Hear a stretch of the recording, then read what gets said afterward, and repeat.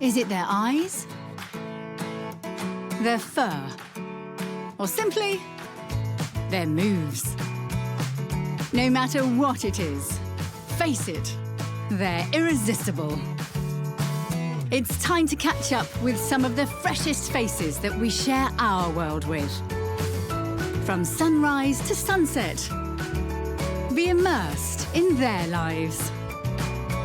Mingle with these youngsters and get to know them and their families better.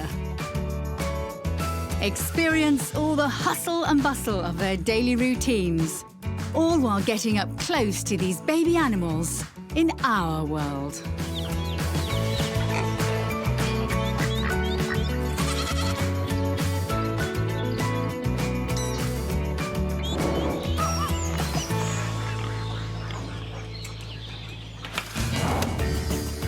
Our day is taking us around the planet, getting face-to-face with zoo babies, great and small. Coming up, this tiny baby's all set to make a big splash, taking his first dip in the hippo pond. Plus, make way, rhino calf coming through. This little fellow was made to romp. And get set for a furry roller coaster ride with a pair of baby marmosets. They really know how to monkey around.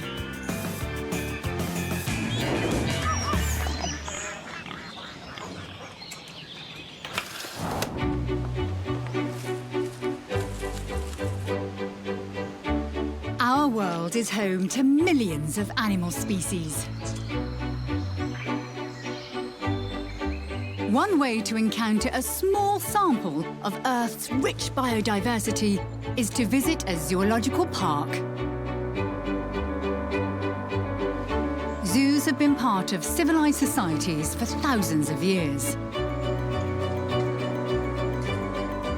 These days, one of the most important roles they play is in conservation.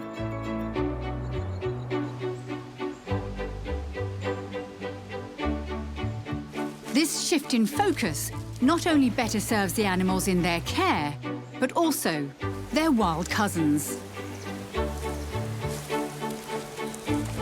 Many zoos take pride in being part of global breeding programs, designed to stockpile creatures that are under threat. Some have even helped vulnerable species back from the brink of extinction. Numerous insurance populations are also given safe havens at zoos, so they can build up their numbers for eventual reintroduction to the wild.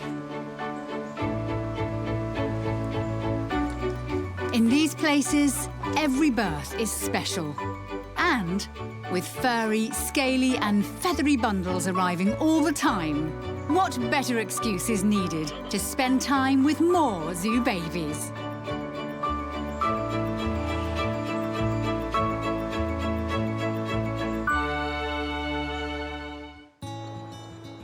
In zoos around the world, it's the start of another day.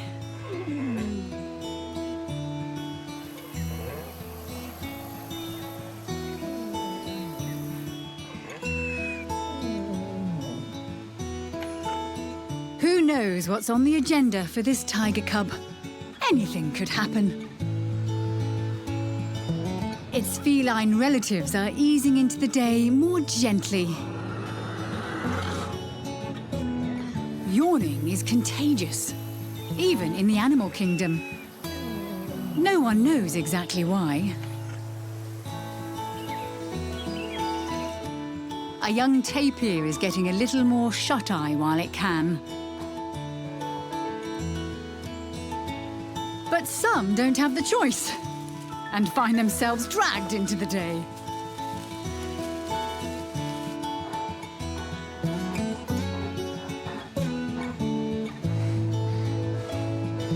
Warming up in the morning sun is the perfect option.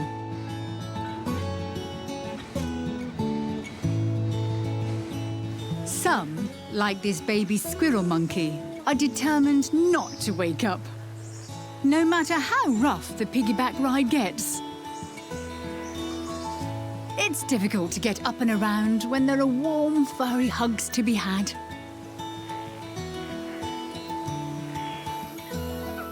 These young gibbons have found a gentle way to get into the swing of things this morning, rocking on a hammock with Mum. Down on ground level, the deer are hot to trot early risers, raring to go, hungry for the morning to start.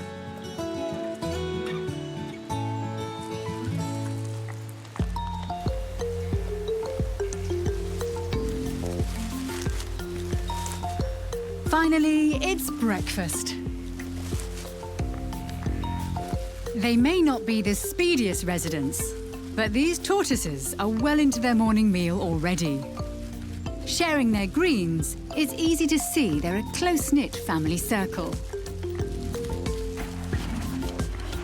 There's room for two at this breakfast nook. Obviously, table manners are not such a big deal in the primate world. Why just eat out of the food bowl when you can also play in it? While these youngsters squabble over the seating arrangements, this baby orangutan is happy to watch while sharing some fruit with Mum.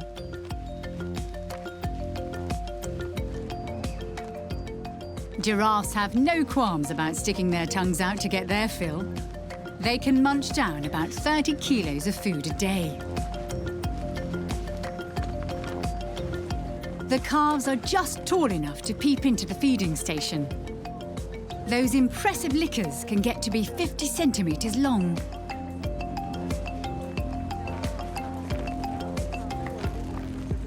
When it comes to zoo catering, variety is the key. Everyone has their favourites. Some have simple tastes, while others like more exotic foods.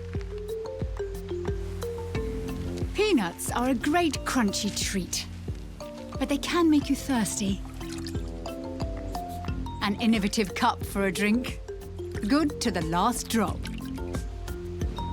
This furry chef is busy preparing its breakfast, skinning a grape. Looks like this isn't the first time they've done this. Maybe this bit of wall will get the job done. Whoops! Finally, fruity perfection.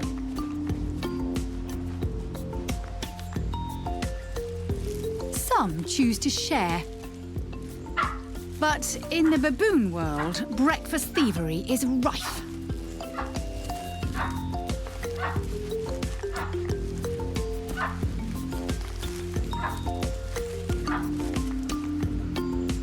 This orange baby won't get caught out like that, collecting a stash of treats for later on. Its little friend is hungry, but can't wait to hang out. What a fun way to multitask. No matter what's on offer, the first meal of the day always tastes better when friends and family are close by.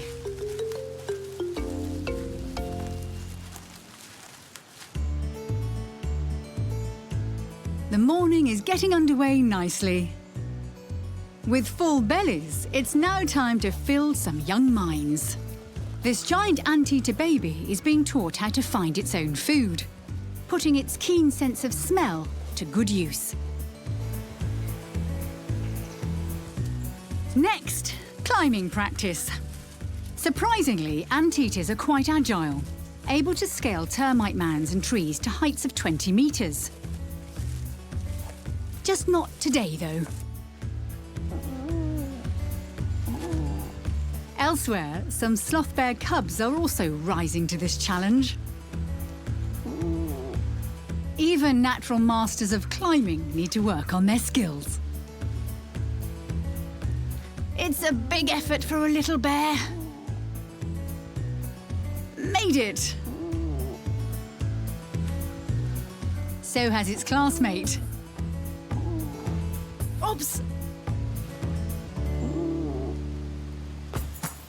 As the largest tree-dwelling mammal, orangutans spend most of their lives up in the branches, so learning young is a must. This baby's having a blast being shown the ropes by its helpful friend.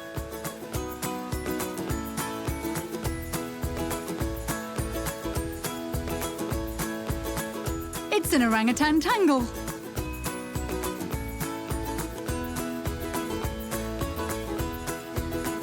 Higher up, this kid's really got the hang of it. Such fast shimmying. Down below, this pair are almost unknotted. Right, back to the challenge at hand.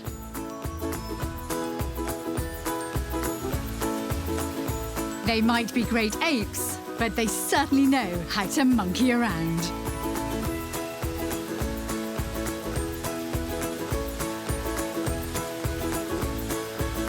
When they grow up, these young orangutans will be about 7 times stronger than a human.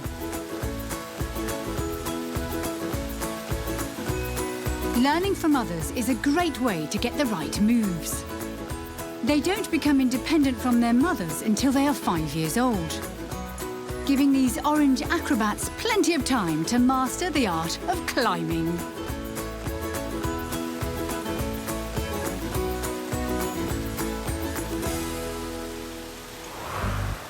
Time to check out the family album. First up is a rodent of the prickly kind, native to Asia, Africa, and the Americas, the porcupine. Baby porcupines, or porcupets, are born well developed, the mother producing a litter of 2. These prehensile-tailed porcupines are part of a captive breeding program, weighing just over 400 grams when they were first born. Their soft quills become hard a few days after birth. Their spikes, which are actually modified hairs, becoming fully mature in a couple of months. Porcupets are completely dependent on their mother for the first 4 weeks, able to look after themselves by the 4-month mark. These prickly creatures are nocturnal, foraging at night and resting in long networks of burrows during the day. Like other rodents, porcupines have large incisors and powerful jaws used for crushing seeds and nuts. Eventually, they'll grow to around 70 centimetres long and weigh a few kilograms. Sometimes known as quill pigs, porcupines are sociable animals, living in groups. With help from their natural defences, they are able to reach ages of 10 years or more. Next is another unusual rodent, the nutria from South America. Also known as coipa, females give birth to several young. They are born weighing only around 200 grams, entering the world fully furred with their eyes open. Babies stay with their mother for about 8 weeks. They grow rapidly for the first 5 months, munching on a wide variety of plant materials. Nutrias might look shaggy, and they are. Their coats have 3 layers of fur, 2 sets of waterproof guard hairs, plus a lush undercoat.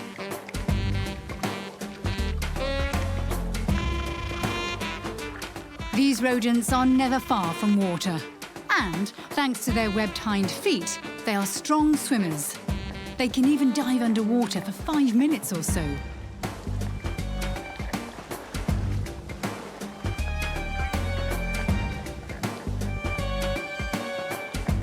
From a distance, they're often mistaken for beavers, until their long, thin tails give them away. These natural rudders helping nutrias steer their way through the wetter parts of their homes.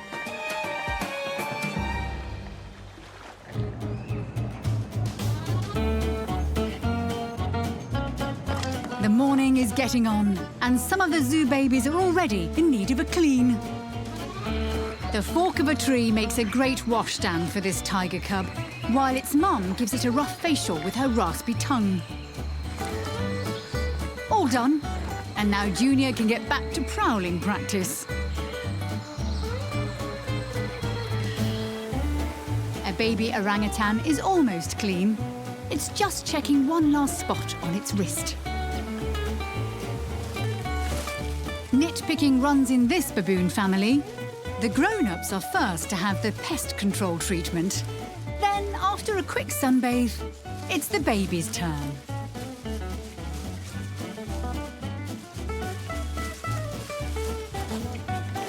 Right now, this young giant anteater could do with a back scratcher. Maybe the wall will work. When it comes to preening, spoonbills have got it made.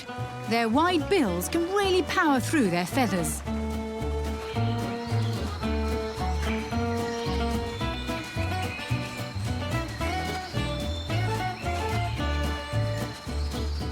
While working on its balancing skills, this youngster's giving itself a foot spa.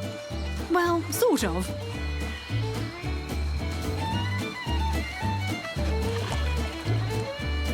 Here's a baby that knows a few things about keeping clean. A giraffe's tongue can really get to those hard-to-reach places. Clean as a whistle.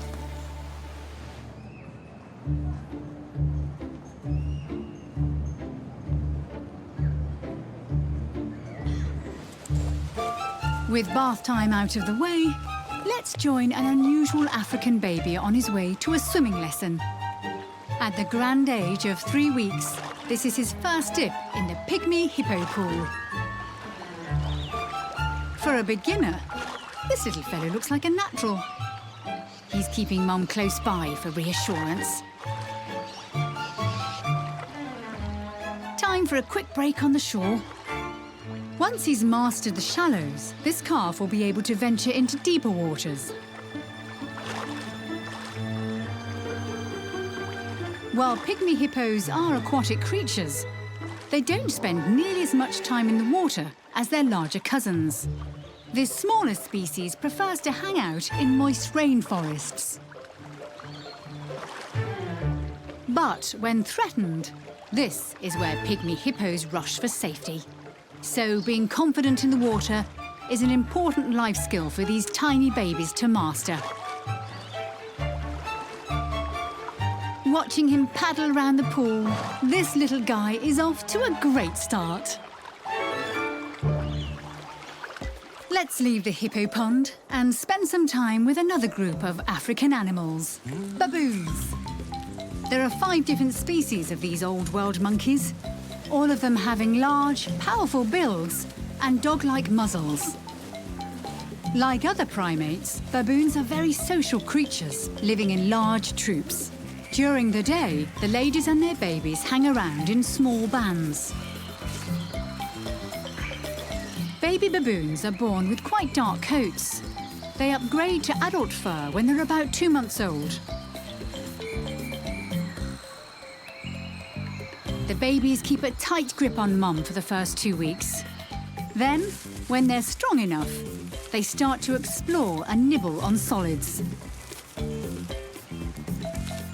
A flower patch is a great place for a young adventurer. And tasty.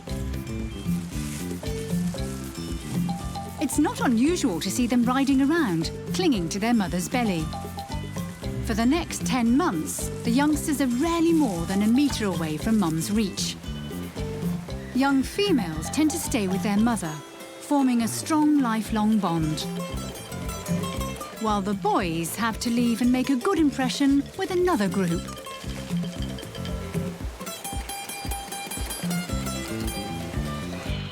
While they do spend most of their time browsing on the ground for food items like seeds, roots, insects and lizards, baboons do also head for the trees, a safe place to rest and hang out with the family.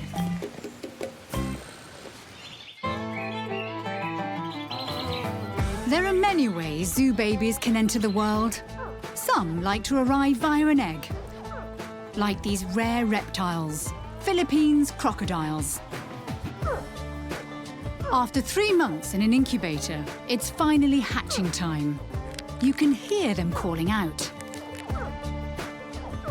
This is a great opportunity to go behind the scenes and watch their whole life story unfold. Just like baby birds, crocodile hatchlings have what's called an egg tooth on the end of their snouts that helps them pip or break out of their leathery shells. The hatching process can take hours. This scaly bundle is very special. It's the happy result of this zoo's captive breeding program. Once the hatchling is measured and weighed, it can finally give swimming a try. Whoa! Soon, it's joined by a few of its siblings. The more babies, the better, as these small freshwater crocodiles are critically endangered in the wild. Each tiny reptile will hopefully play a big part in the recovery plan for this species.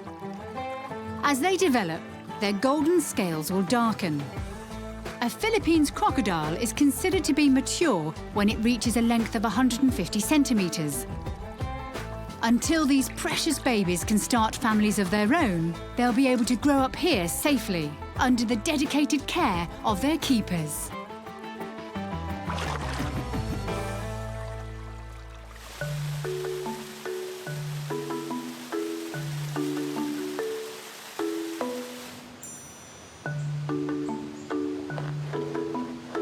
It's almost midday, a good time to check in on the pygmy hippo calf's progress. Being a swimming instructor is hungry work, so Mom's gone ashore to take an early lunch break. The calf won't munch into a healthy feast like this until he's a few months old.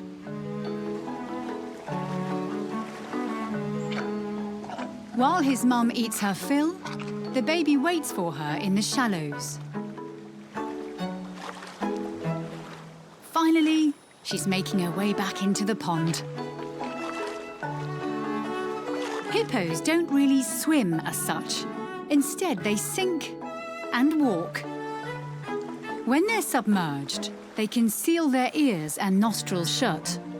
Eventually, this baby will be able to stay under and explore for a few minutes. Hanging out in the water is also a must to keep his skin nice and moist, just the way hippos like it. Class is over. With only a few thousand left in the wild, this youngster and his mum are a big part of the future of their species.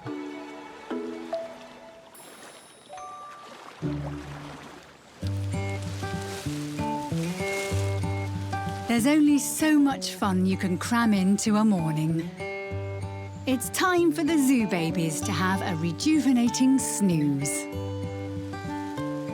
Only a weary youngster could make this rocky couch look so comfortable. Its long arms swinging like a pendulum, clocking the seconds as it drifts on. Elsewhere, a clever sleepyhead has made itself a dark cubby house to nap in. This calf has sniffed out a good resting spot next to Mum. Warm, sunny locations are always popular for a snooze. Some like to buddy up, while others are happy to take their siestas solo.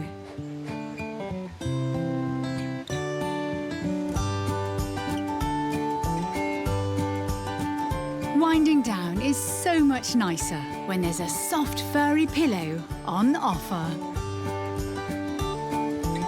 No matter what part of the animal kingdom they're from, the best sleeps are the ones taken wrapped up inside warm, loving snuggles.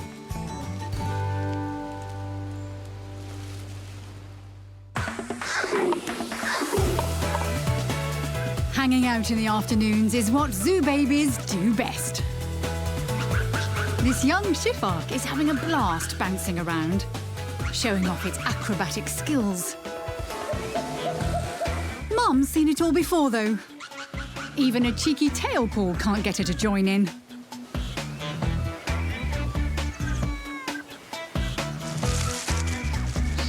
Down on ground level, a stone marten kit is also on the hunt for action. Found some. Tails were made for chasing and biting. And so, our siblings. Stripy play fight. These cubs have got all the classic wrestling moves mastered, like the ear chew, the face crunch, and the paw munch. This could take a while. And so could this. It's like a squirrel monkey rodeo. Nothing's going to buck this baby off its saddle. Meanwhile, the tiger wrestling match continues. Even though they're in care, these young big cats can't ignore their natural instincts to practice their defense techniques, cleverly disguised as play. Outside, this baby's had enough upside-down fun. Time to flip things around and relax. This pair don't understand relaxing. They like to spend their afternoons at full speed.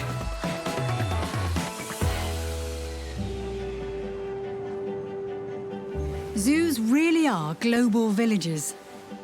This here is home to some Brazilian primates, common marmosets. Let's visit. Thanks to those fluffy tufts of hair, they're sometimes called cotton-eared marmosets. The lady of the house is the proud mother of twins. Her little piggybackers are just 2 weeks old. When they first arrived, they only weighed about 50 grams, the same as a couple of AA batteries. Not surprisingly, common marmosets are some of the smallest monkeys in the world. It won't be long before this pair start to let go of their mum's back and get more adventurous. But for now, it looks like they're happy to tag along for the roller coaster ride. The female will nurse these youngsters until they're 3 months old. But she won't be doing the job alone. The father and the rest of the group all help to raise new family members. When the babies are weaned, they'll start to dine on things like fruit, nuts, eggs, and insects. By then, they should also have their own set of fluffy ear tufts to show off.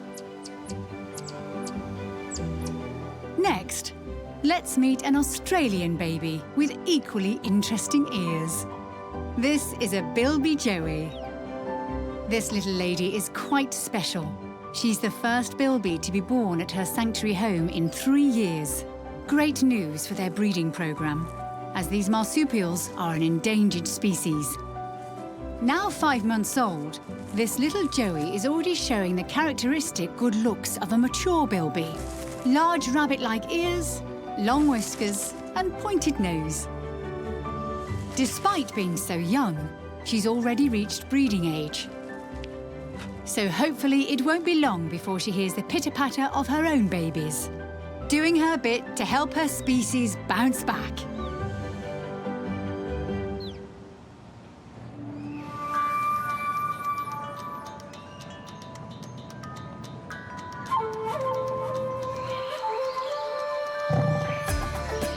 With animals from all walks of life calling zoos home, there's a huge variety of accommodation on offer.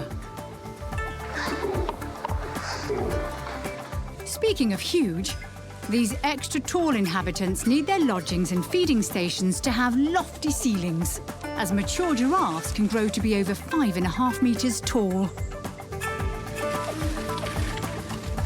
These long-legged youngsters also need plenty of open space to roam around. Zoo landscapes are also designed with the residents' happiness in mind. Features like ponds and waterfalls provide necessary creature comforts, while enrichments like climbing apparatus add an adventurous, challenging element for young and old alike. When it comes to indoor living, the coziness factor is a high priority for residents, as is security. For some, a simple pot is the perfect hideaway, while others like to get away from it all in more rustic surroundings. The Bilbys have really branched out, turning their log cabin into an adventure playground as well. The best of both worlds.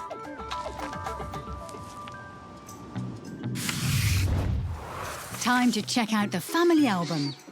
This afternoon, it's showcasing an Australian bird renowned for its beautiful colours. These parrots, however, don't start out with such an impressive palette of colours. Rainbow lorikeets hatch out bare, then develop a layer of grey fluffy down. Their eyes open after around 9 days. By 3 weeks, their first feathers, known as pin feathers, start to appear. In another week, their true colours are shining through. Their little lorikeet cheeks are half feathered, half down. By the 40-day mark, the babies are just about fully feathered and ready to try out their wings. When fully grown, lorikeets spend their time foraging in amongst flowers for nectar and pollen, using their special brush-like tongues to mop up the sweet goodness. These parrots are also big fans of fruit, seeds and insects. With their bright red beaks, showy plumage and raucous screeches, rainbow lorikeets are natural show-offs. These cheeky birds always drawing an appreciative crowd. Next is an animal that might look like a cross between a bear and a cat, but is neither. Meet the binturong. Up to 3 cubs are born in a litter. At this stage, they can neither see nor hear and are fully dependent on their mother. This baby is 6 weeks old and now weighs close to 2 kilograms. It's about the size of a pet cat. By this age, it can eat solid food and is inquisitive and playful. This little one will be mature in 2.5 years and then spend its time mostly solo. In the wild, these bear cats, as they are sometimes known, live in thick, humid jungles of South and Southeast Asia. Even though they are carnivores, they feed mainly on fruit.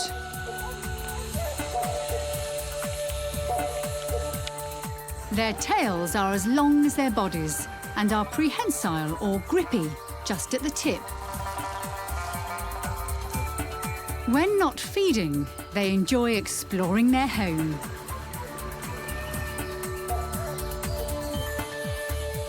With their long, shaggy coats and fairly slow-moving ways, binturongs are sometimes mistaken for sloths.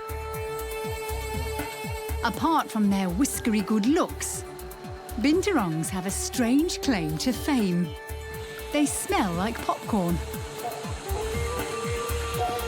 This pleasant aroma tells any other binturong that they're trespassing in another's territory. These unusual-looking and smelling creatures can enjoy a long life of 25 years.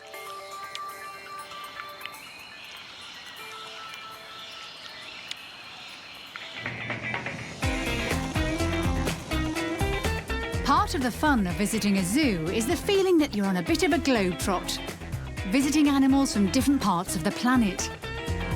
Right now, Africa is calling. This mini savannah is the stomping ground of a family of white rhinos. Mum is easy to spot, thanks to her impressive horn. She has 2 youngsters in tow, her 5-year-old daughter, plus a baby boy. At just 8 months of age, the calf's horn is coming along nicely, but still has a fair way to go. These formidable growths are actually made of keratin, the same substance as hair and fingernails. It's afternoon tea time, and this little guy is helping himself. He's like a mini lawnmower. White rhinos are named for their square-lipped mouths, rather than the colour of their thick skin. The word white actually means wide in Afrikaans. So rather than being white, these rhinos are actually grey, although this young man chooses to accessorise his hide with a thick coat of dirt. Most rhinos do, as the muddy layer protects them from the sun and insects. Plus, acts like a body scrub to get rid of dead skin. Looks like the next course is being served. And the baby is making a run for it. When he grows up, he'll be able to bolt around at speeds of 40 to 50 kilometres per hour. He's got to beat his sister to that hay.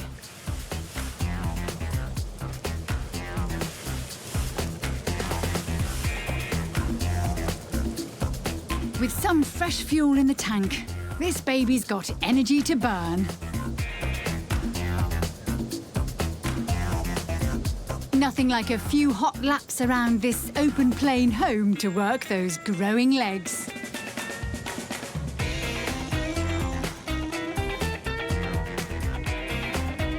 Time for a pit stop with Mum.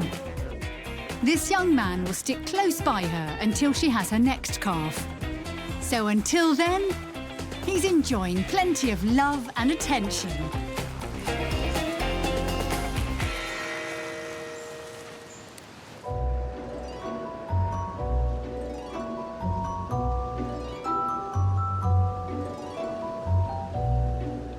Some of the best moments at a zoo happen behind the scenes. The arrival of newborns. This afternoon, we're able to share a special moment with one of the tallest land animals on the planet. After a long 15 months, this giraffe is about to become a mother.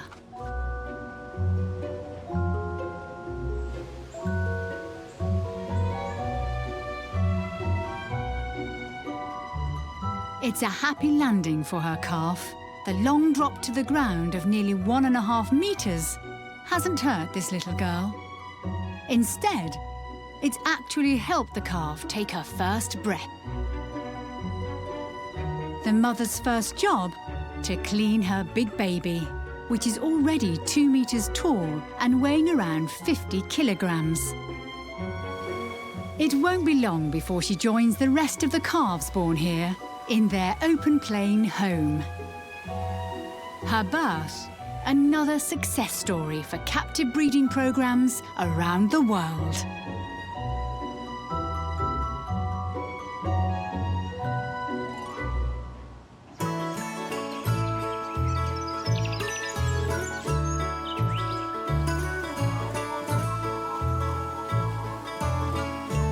No matter where baby animals live, there's not much that beats a cuddle with Mum or Dad. Not much, except maybe a piggyback.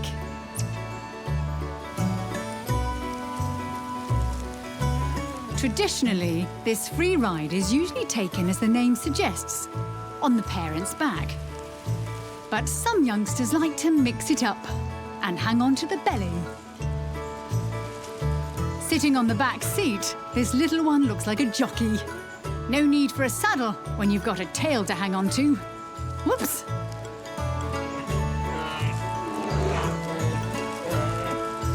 Here's a zoo mother going above and beyond the call of duty.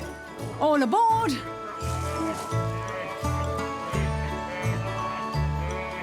Whoa! It's a bumpy ride. One animal that specialises in wild rides are baby shifaks. What a kooky way to travel.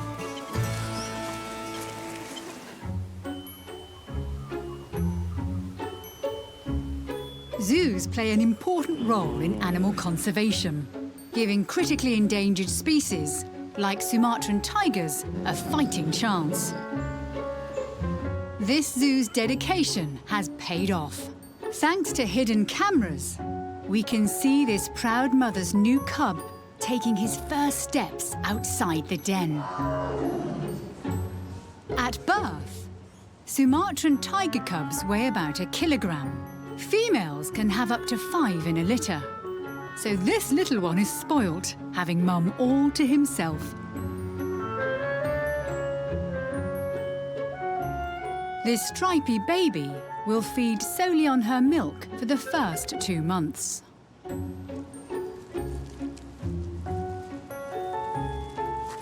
Time for a cat nap.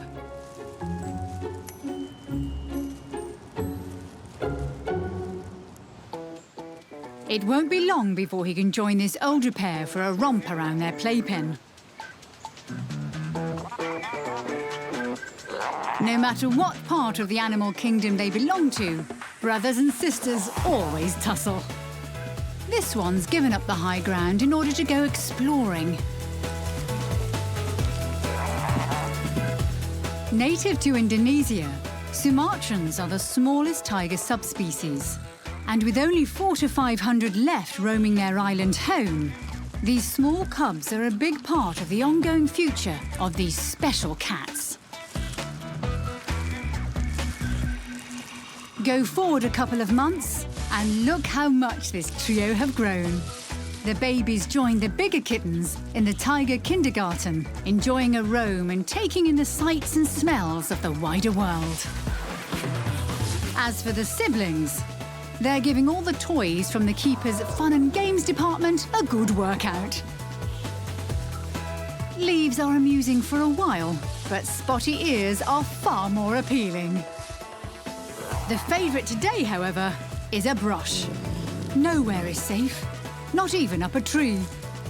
Like all cats, tigers can climb, but it's usually an activity reserved for the youngsters. Older, heavier tigers prefer to keep their paws on ground level. Time for a snack.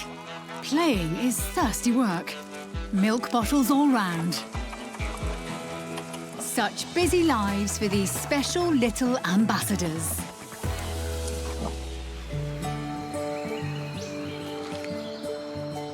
Sometimes all the stops must come out to save an animal species from extinction, and many zoos play a critical part in these ventures. These are bawbaw frogs from the Alps of southern Australia. Researchers believe there are only 250 of them left in the wild, due to a fungal disease. That's why this rescue team has stepped in. Zoo staff have spent years perfecting their husbandry techniques, so they can raise these rare frogs in captivity in order to establish an insurance population. After weeks of searching in the wild, success! A well-camouflaged foamy egg nest has been found. A great opportunity to see the life cycle of these special amphibians unfold. The wild eggs are taken back to the zoo and raised in a quarantined, climate-controlled bunker. The pale tadpoles hatch after 5 to 8 weeks, a lot earlier than most frogs. These babies have no need to feed, as they live off their own yolk sac until they start to go through metamorphosis. About 4 weeks later, their transformation is complete. The tiny froglets measuring around 1 centimetre in length.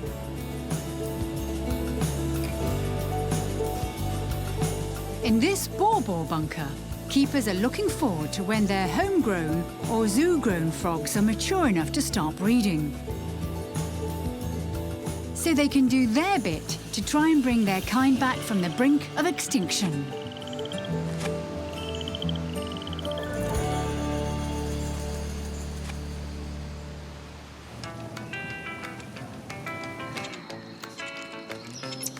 It's getting late in the day. Just enough time to look in on the baby marmosets again. Their mum's taken the afternoon off, so the twins are now in daddy daycare. They better hang on tight, because their father loves bounding around the house. Extreme parenting.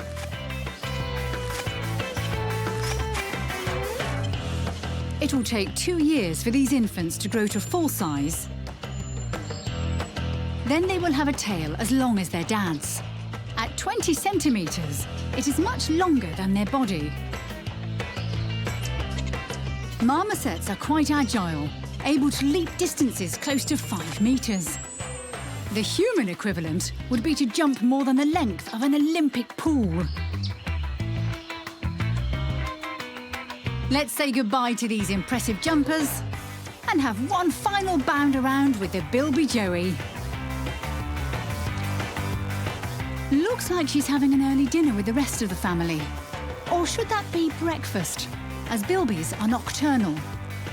Juicy grubs are on the menu, and they're easy for her to track down, thanks to her excellent sense of smell and those impressive ears.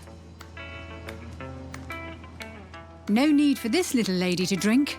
Like many desert animals, bilbies get all the moisture they need from the food they eat.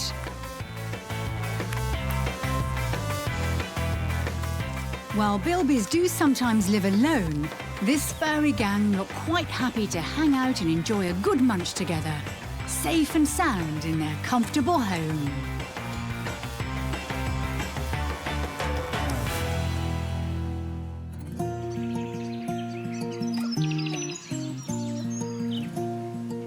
It's the end of another long but exciting day for the zoo babies. It's hard to stay up when all your energy has run out. Some try to resist, while others are happy to succumb to an early night.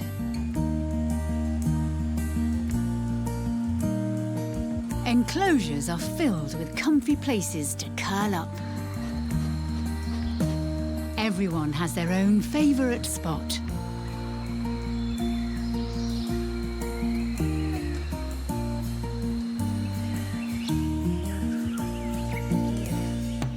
No matter who you are in the zoo, beauty sleep is a must in order to be fresh and ready to bound into tomorrow's new adventures.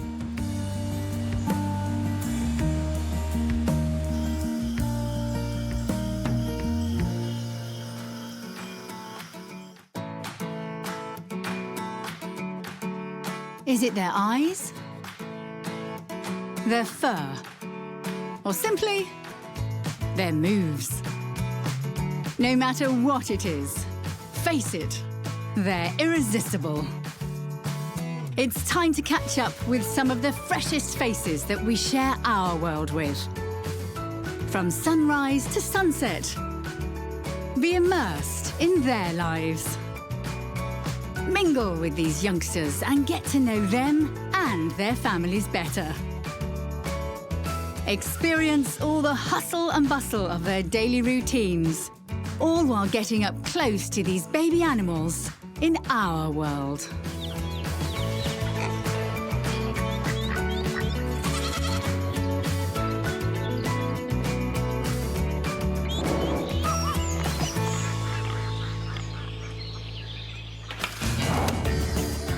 Our day is taking place in and around the world's cities, getting up close and personal with the young creatures that make themselves right at home near our homes.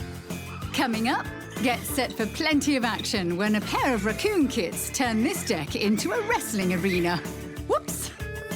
Plus, a kangaroo Joey's got this leafy neighbourhood jumping, testing out its springy legs.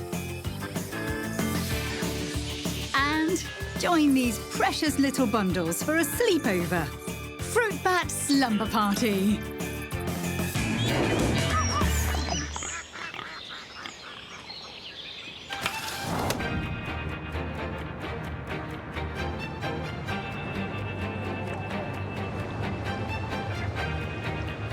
It has been estimated that about 3% of the Earth's surface is taken up by urban areas. And humans aren't the only residents. Wildlife have learned to adapt to the man-made habitats that exist in our cities and suburbs and made themselves right at home.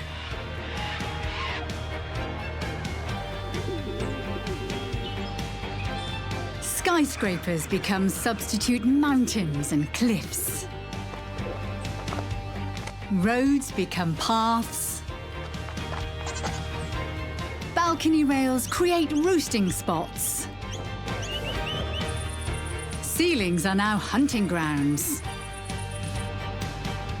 And water features become refreshing ponds.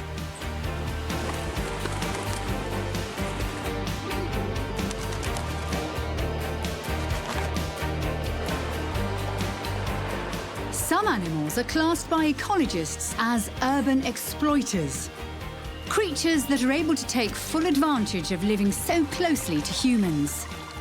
Excellent food supplies being a major bonus.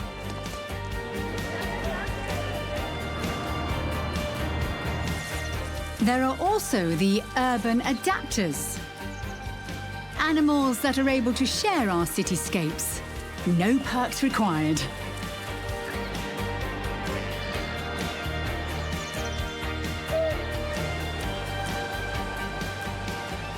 The presence of our wilder neighbours and their babies brings those of us living in an urban jungle a bit closer to nature.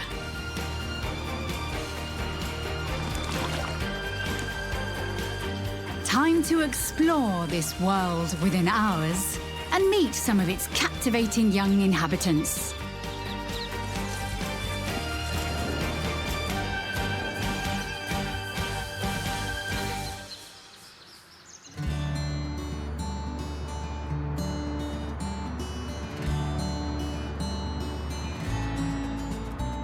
It's the beginning of a new day. As the sun's rays break across the horizon, the urban animals are slowly starting to warm up.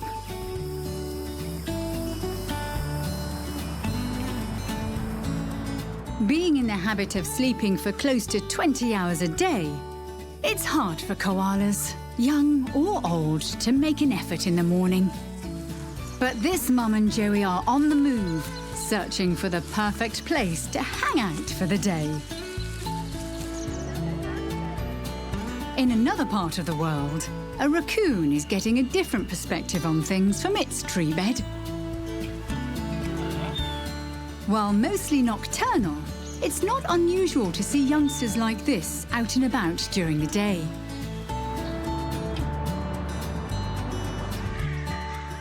Being part of a very rowdy family, there is no such thing as a sleep-in for ravens. Maybe their perch will give them a boost of energy. Closer to ground level, this eager youngster is already out for a morning climb. Mice are adaptable little creatures. Their nimble legs and feet allow them to move around these branches with ease. Elsewhere, in a garden shed, another mouse is having a good sniff around. A packet of seeds could equal breakfast. But what's the rush? Sometimes it's nice just to hang around with Mum.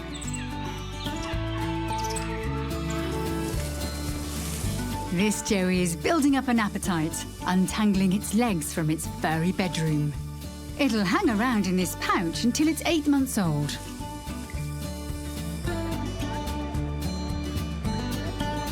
Right, bring on breakfast.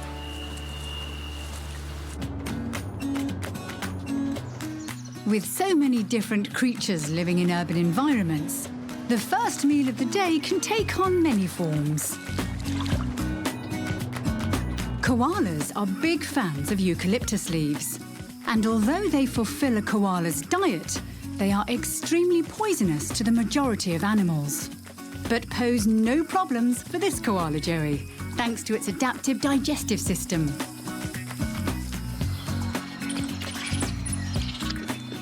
Fruit is a healthy choice, but you can only stretch one piece so far.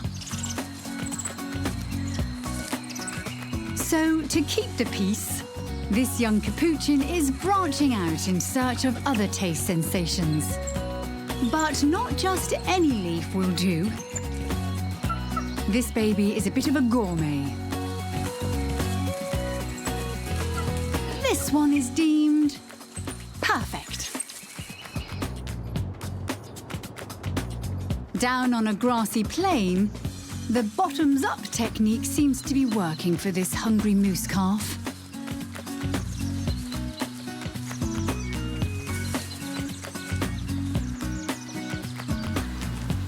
Occasionally, humans feed wild animals without realizing it.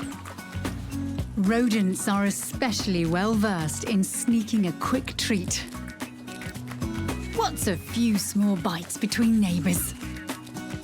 A paper packet provides little defence to the incisors of this hungry mouse. Sometimes it's the food for our pets that ends up in the mouths of something else. Even hedgehogs can get milk moustaches. The contents of an unattended dog bowl is up for grabs. It's all too easy for this young skunk to snatch a meal. Oh, maybe the pooch is on its way to eat. For urban diners, opportunity is never far away.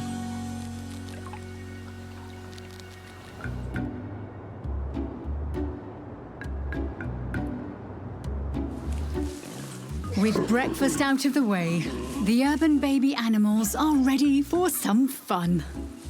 But motivating Mom to get up and go is no simple task. Young, eager explorers have to be persistent.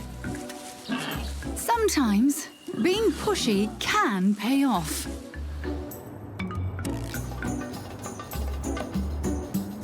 Elsewhere, a fox vixen is teaching her offspring the lay of the land. The world is such a big place outside of the den. But after a month inside, it's time to explore the neighborhood. Large boulders and vegetation make a natural playground for this curious baby. The perfect place to give its growing muscles a workout.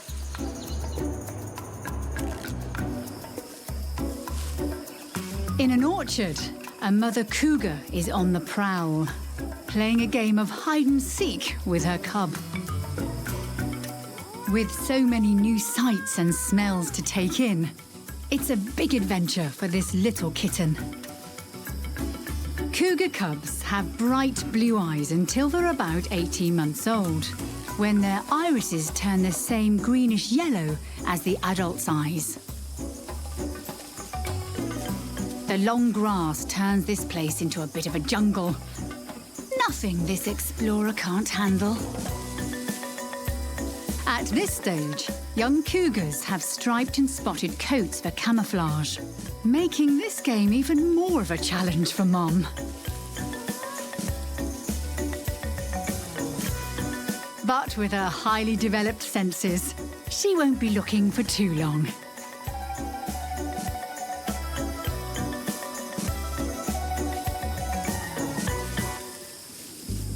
It's time to open the family album.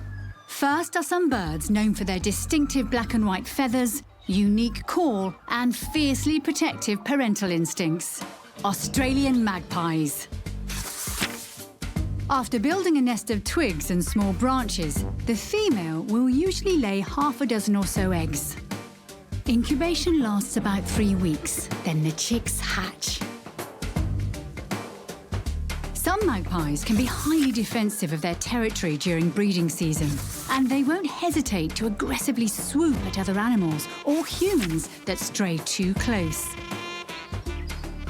Chicks leave the nest after a month, their parents continuing to feed them until they learn to forage for themselves. By 2 years of age, the parents encourage their offspring to leave their territory and go join another group of birds. Magpies are a common sight in urban areas. They will feed on small insects and other animals that live just below the surface of the ground, making yards and parks great locations to browse for meals. Next is a species that's got a firm grip on urban living: Asian house geckos. Pregnant females like to lay their waterproof eggs in crevices. After 10 weeks, these baby reptiles emerge from their eggs, fully independent. Originally a tree-dwelling species, Asian house geckos use a very handy attribute to take advantage of life inside buildings. Their feet have microscopic toe pads, which act a bit like suction cups, allowing these wall crawlers to stick to almost any surface they please. One of their favourite spots is any ceiling close to a light source. Locations like this provide fast food on demand. For house geckos, it's an insect smorgasbord. But meals are rarely solo, as scaly competitors are never far away. Unlike larger animals, Geckos can remain in a household for a long time without being noticed. And in most cases, when they are spotted, they're allowed to stay due to their role as pest controllers. These sticky reptiles can grow to more than 11 centimetres in length and hang around for about 5 years.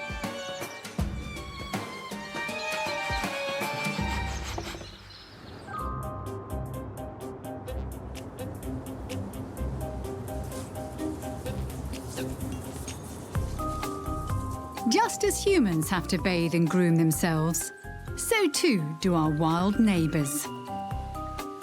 This scarlet ibis is using its long curved beak to keep its soft feathers nice and clean. Macaques aren't the only primates that enjoy a good nitpicking session. After checking for traffic, the streets of Ecuador are as good a place as any for these white-fronted capuchins to do some pest removal.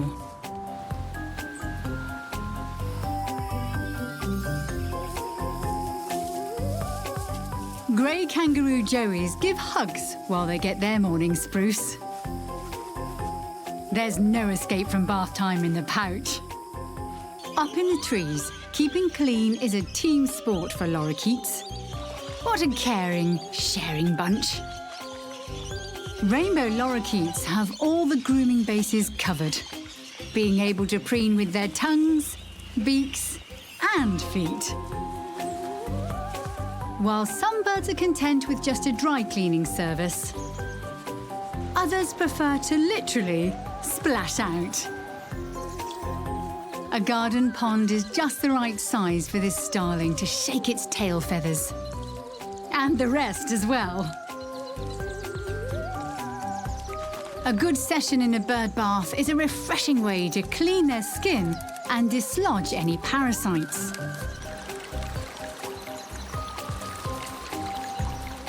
A quick dunk for this youngster, then the job's done.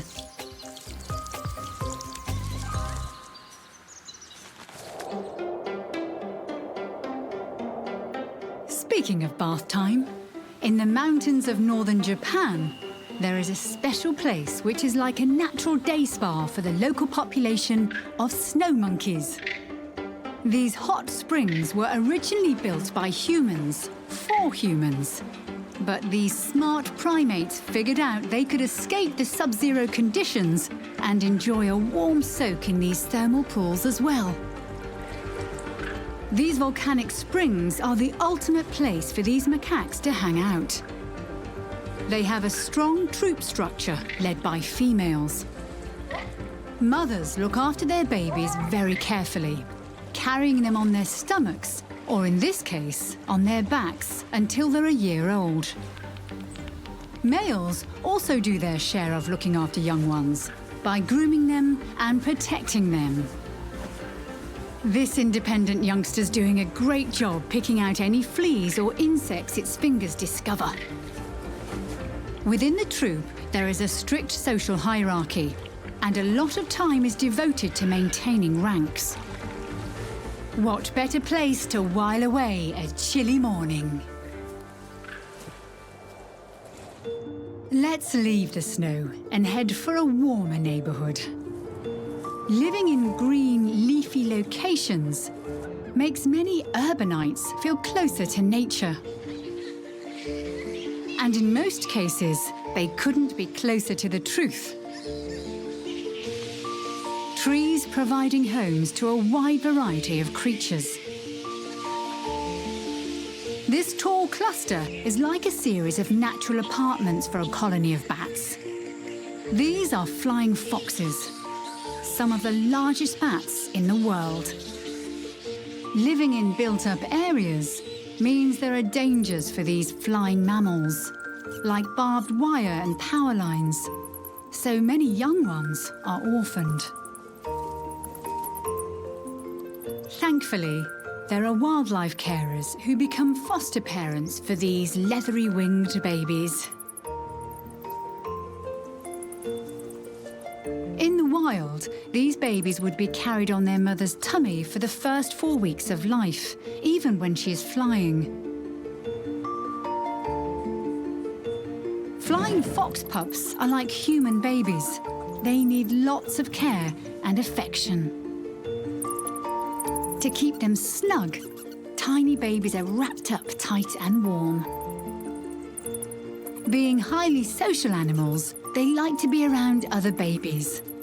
By the time they're 12 weeks old, the pups can start taking short flights. Eventually, they will be strong enough to be released so they can rejoin their wild cousins in their leafy campsites.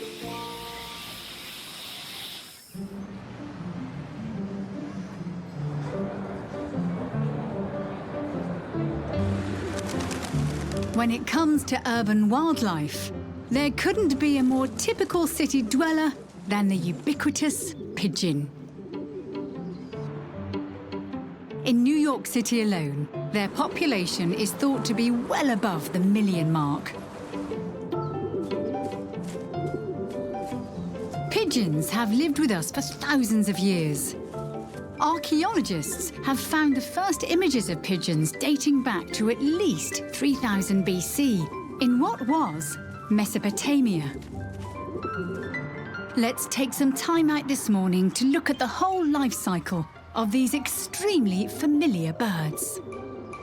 Pigeon chicks are rarely seen. This is because pigeons nest high out of sight on buildings and bridges, on ledges, and in nooks and crannies. Another reason is that baby pigeons are not introduced to the streets below until they are nearly fully grown. Females usually lay a couple of eggs, which hatch after 18 days. Both parents feed the chicks, known as squabs, with a special milk-like substance. Squabs can double their birth weight in one day. Pigeons like to reuse their nests, so after a few seasons, things can get messy. By 4 weeks, the squabs have fledged, but don't leave the nest until they're nearly 2 months old. There's a lot more to pigeons than first meets the eye. Studies have shown they can remember human faces, even if there's a change in wardrobe. They are not bird-brained at all, with other experiments showing they can understand numbers to the same level as primates. Never underestimate the humble pigeon.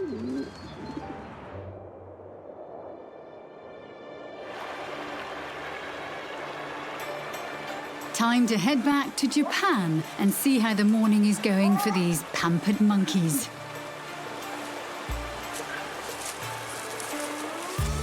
While other primates fear the water, snow monkeys are right at home in H2O. So much so, they've been reported to swim for distances greater than half a kilometre. That's at least 10 laps of an Olympic pool.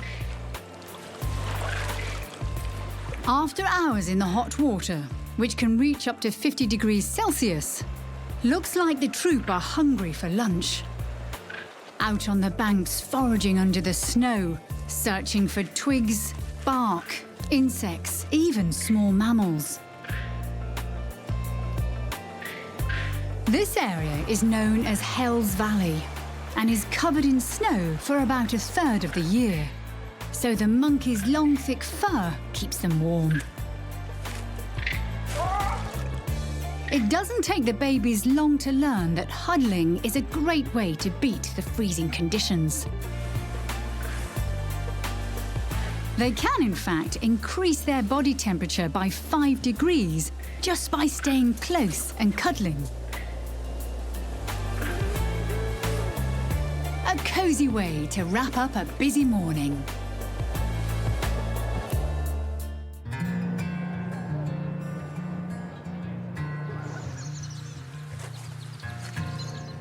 Looks like urban animals all over need a midday rest to recoup their energy.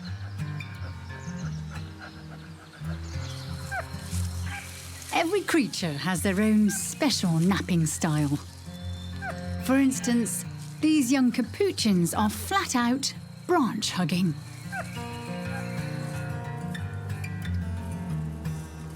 The faceplant is working well for one of these raccoon cubs.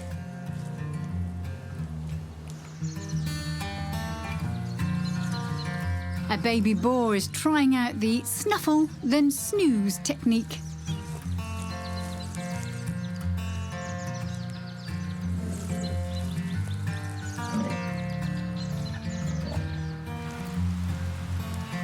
A light sprinkling of rain does make power napping a challenge. So do restless family members. Eventually, young weary bodies take the hint and give in. Time for the urban wildlife, young and old, to take a well-earned siesta.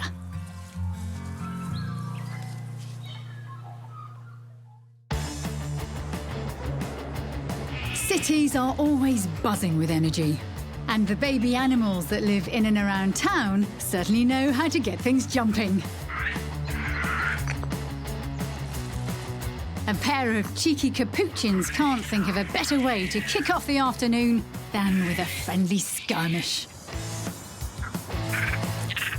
Tug of war is always fun too. This roadside puddle is a great spot for a playtime splash. Young raccoons aren't afraid of a bit of rough and tumble either. Whoops! This baby's really got the outskirts hopping. Testing out its bouncy legs. They're like natural pogo sticks. Almost made it over, Mom. No need for a trampoline in this kid's neighbourhood.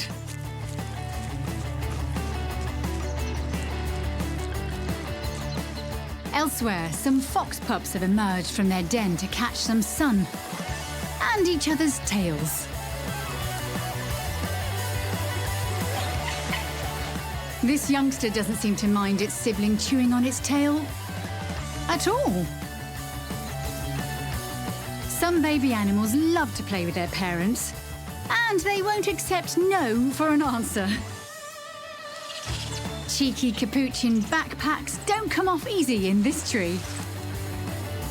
And why just perch on a wire when you can monkey around on them? These feathery acrobats are experts at making their own kind of fun.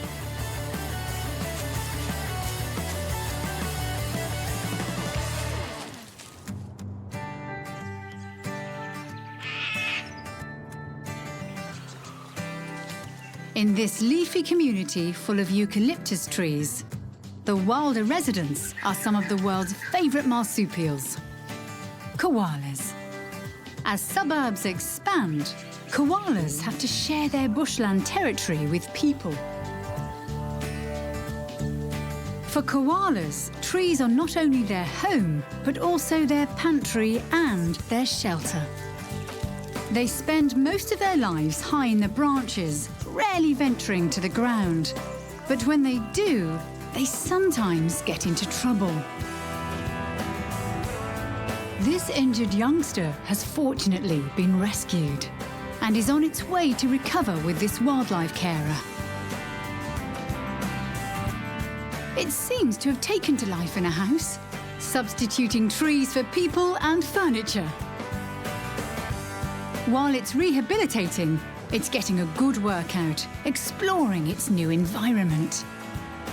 In the wild, their sharp claws allow them to scale up trees easily, making climbing up a soft couch an even simpler task. During its travels, it's discovered there's another patient here, of the feathered kind. This magpie lark is another urban survivor, lucky enough to be looked after until it is ready to return to the wild. These two will be great company for each other while they're getting better.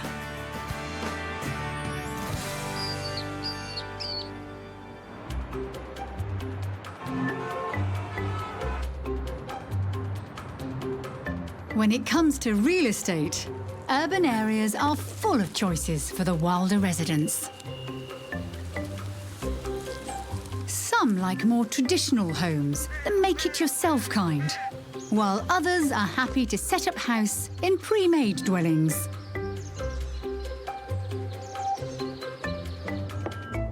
Once this woodpecker has finished making a few alterations, this building will make a fine home for its family.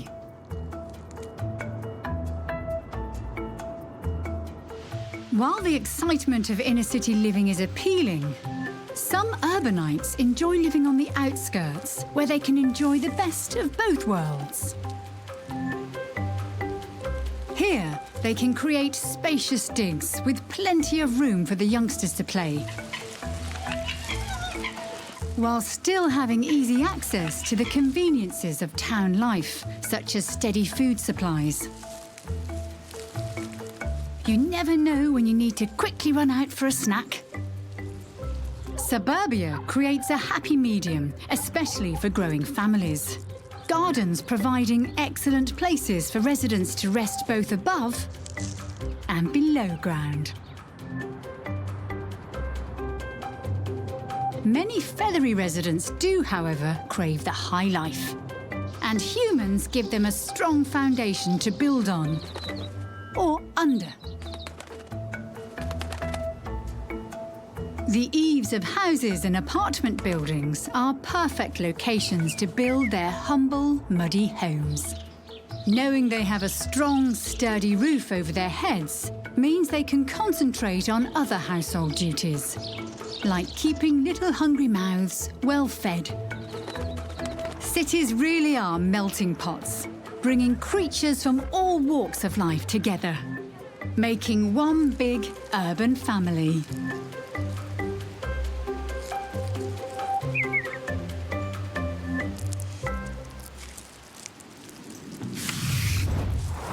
Time to check out the family album of the brush turkey, a bird that uses mounds of rotting compost to incubate their eggs. Brush turkey chicks don't ever get to see their parents. After 50 days in the nest mound, the hatchlings spend another 2 days digging themselves out. When they make it to the surface, these well-developed chicks are ready and able to fend for themselves. With their distinctive red heads and yellow wattles, brush turkeys are common in towns and cities along the east coast of Australia, usually seen doing what they do best, scratching up leaf litter in search of insects, seeds, and fallen fruit. During breeding season, males spend a lot of their time rustling up nest mounds, using their big feet like rakes to make piles of sticks and leaves which rot to form warm compost. The mounds can be up to 5 meters wide and 2 meters high and house up to 24 eggs. These unusual-looking birds are not a gardener's favourite visitor, but with their remarkably resilient chicks and amazing composting techniques, they should be admired. Next are these popular urban dwellers, sulphur-crested cockatoos. Eggs are incubated for about 25 days, the chicks hatching out naked and blind. It will take a week before they can see. When they're a month old, their pin feathers start to show as rigid spikes that will eventually open to reveal feathers. By 5 weeks, the little chicks have their distinctive yellow crests. These iconic Australian birds are found in nearly every habitat, including cities and towns. They are opportunistic, flying far to find food and water. Sulphur-crested cockatoos are very social birds. They often congregate in huge, noisy flocks with other native parrots, using their strong beaks and tongues to feed on things like grains, leaves, roots, and insect larvae. These lovable cockatoos can brighten up our neighbourhoods with their charming antics and raucous screeches for 20 to 40 years.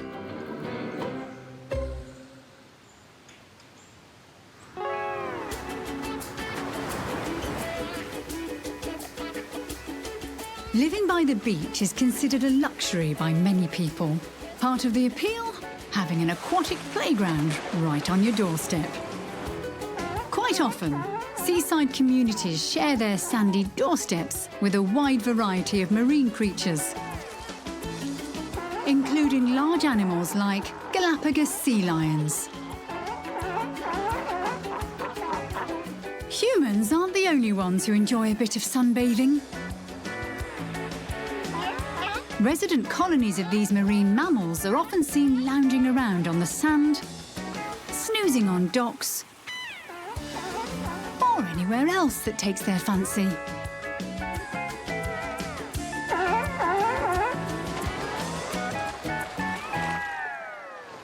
Females, or cows, give birth to a single pup. Mothers and their babies form a very strong bond, these duos staying together for about 3 years. Even in a crowded colony, cows and pups can easily reunite with their calls, these loving pairs being able to identify each other's barks. When cows have finished nursing their pups, they often head out to sea for a few days to hunt for themselves. But the youngsters aren't left at home alone. A babysitting female keeps an eye on the pups in a nursery or rookery. These playful, curious sea lions are popular favourites with locals and visitors alike.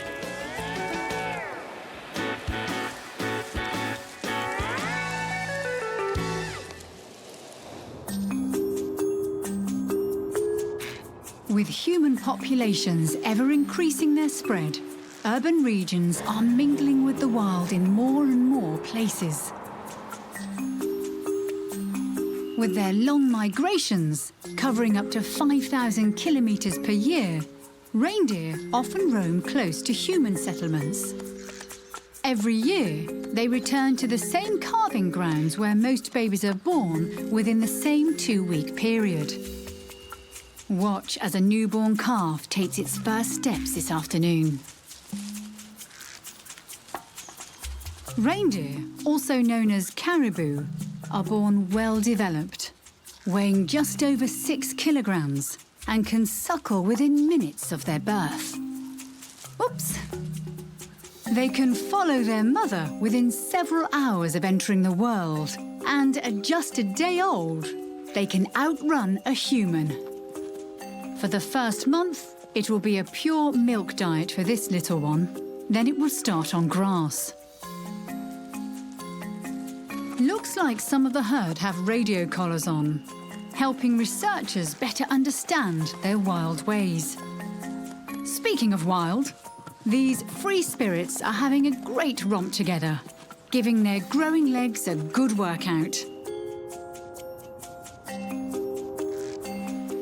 Another young animal is finding its feet. Newborn moose calves weigh around 14 kilograms. After 3 weeks of nursing on their mother's rich milk, young moose give browsing a try, staying close to mum for at least a year. Look at that big baby go.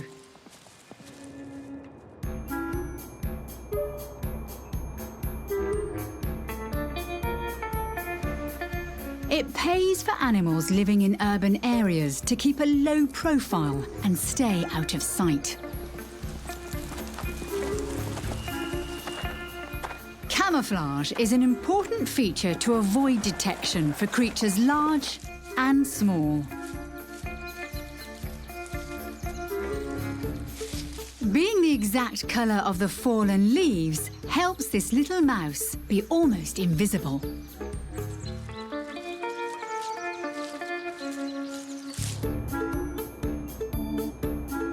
A fox cub's earthy tones adds to its stealth factor. This muskrat is swimming under the radar, its brown fur helping it disappear in plain sight, both in water and in amongst vegetation. A safe place to enjoy some afternoon tea.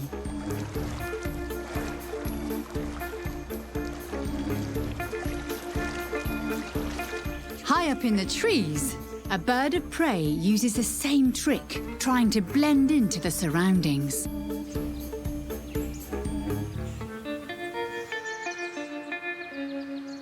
Another suburban bird that is a master of camouflage is the tawny frogmouth, able to freeze and look exactly like a broken branch. So sneaky.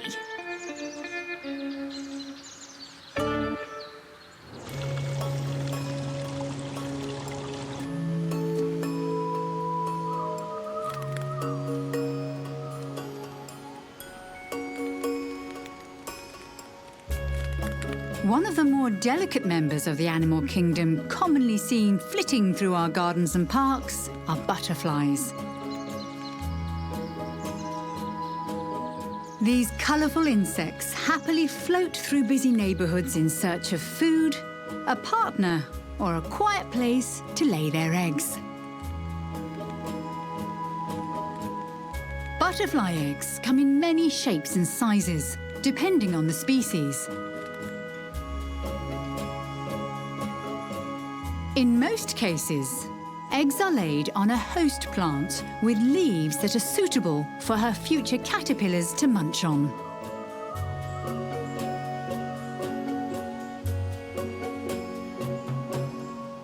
In some eggs, the growing caterpillars can be seen through the casing. When they emerge, these tiny babies have huge appetites. Some will even eat their way out of the egg. Using their mandibles, they will chomp their way through countless leaves.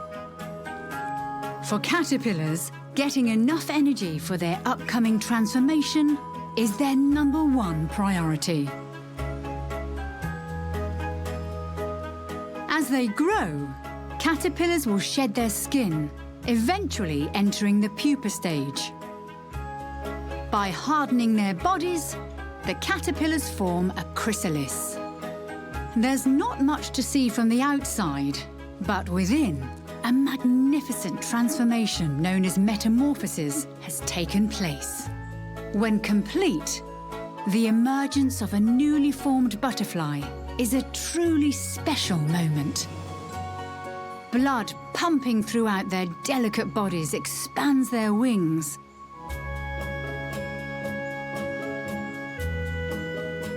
And within a few hours, they're strong enough to fly and begin their short but colourful lives as adults.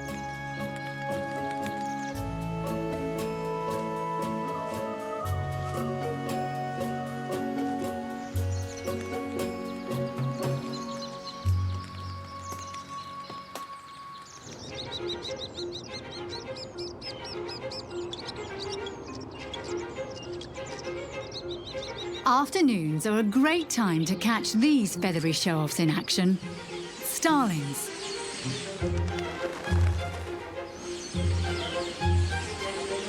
These birds might be a common sight in our cities, towns and outskirts, but take a closer look and there is a whole lot more to them.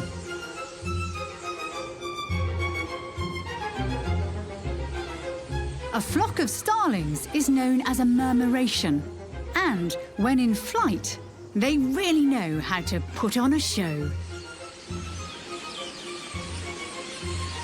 Each of these individuals operates as one, turning when their neighbour turns, creating mesmerising patterns in the sky. These parents have broken away from the group to feed their family. Starlings like to nest in cavities anywhere. A tree hollow or a crag in a building are equally acceptable. Eggs hatch after 12 days, and within a week, the chicks' eyes are open and they can dine on insects, spiders, and earthworms. In 3 short weeks, they will fledge and be able to join in on the fun, putting on spectacular displays with the rest of the flock.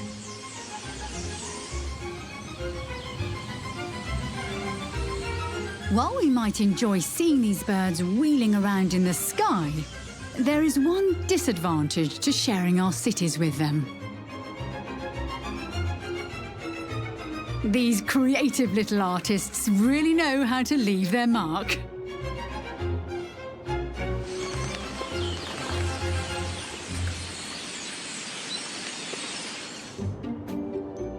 Time to check in on the koalas. This one's going for an afternoon stroll across the park to try out a different tree.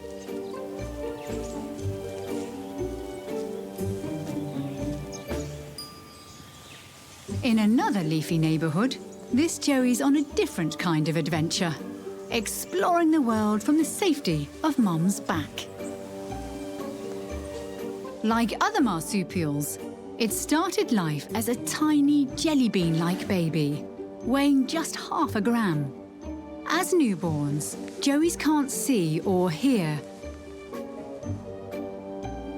but they do like to feed, as this hand-reared baby is showing. Pouch young sometimes end up in care, artificial teats and special milk formulas giving them a good start in life.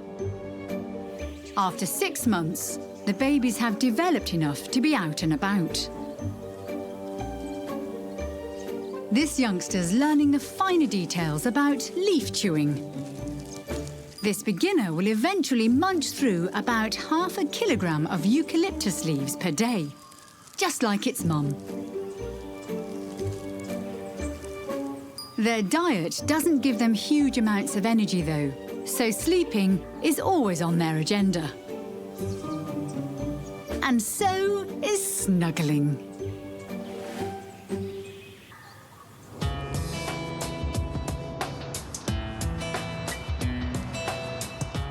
It's been another busy day in towns and cities in our world. Time for many of the wilder residents to settle in for the night. A pair of lovebirds have a secure place to watch the sunset. Why make a nest in a tree hollow when you can set up house in a cactus? This rosy face can barely keep its eyes open.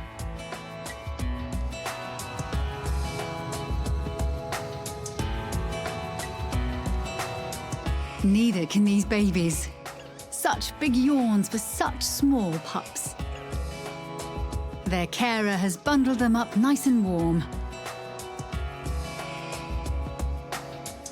They look like they're having a slumber party. It won't be long before they're strong enough to rejoin the rest of their family that are just taking off for the nightly fly-out in search of fruit.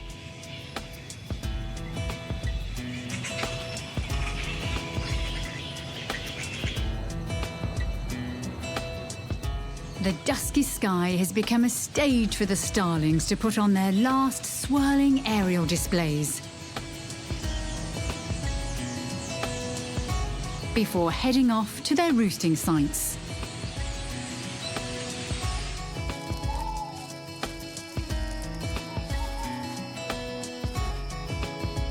The crows are busy swapping tales about their day under the full moon.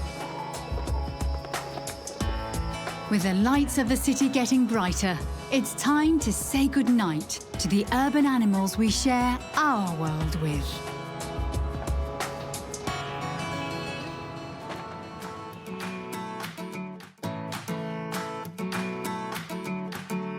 Is it their eyes? Their fur? Or simply, their moves? No matter what it is, face it, they're irresistible.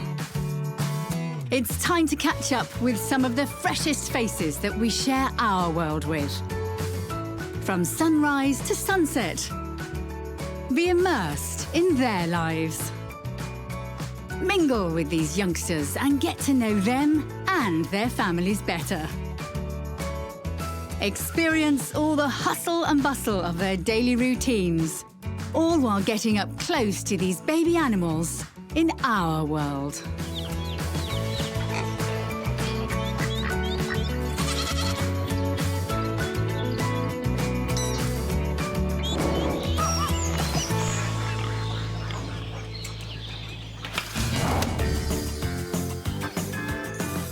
Our day is taking place in farmyards and paddocks around the globe. Coming up, meet a miniature horse with a big personality. She's totally hot to trot. Plus, chilly weather means today's a snow day. It's not every day a pooch from down under gets to play in a winter wonderland. And who needs a trampoline when you've got energy to burn like these hyped-up barnyard babies?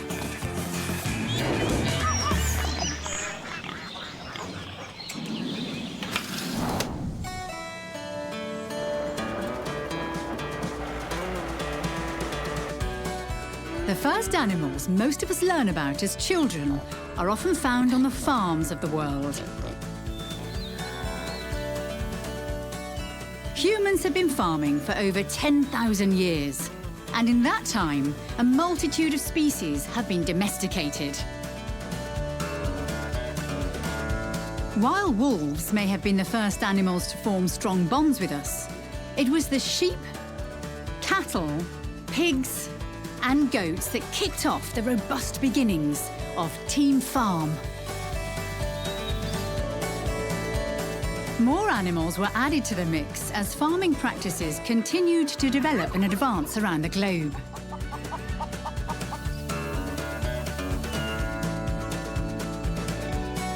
The brute strength of cattle, such as ox and water buffalo, were useful for tugging carts.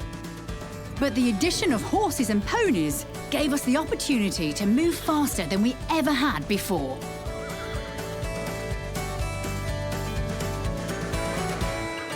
When chickens hit the scene, farmers across the globe were stumped with the classic question. No matter which of them came first, both chickens and eggs now exist in vast quantities. They're cheeps and clucks filling barnyards everywhere.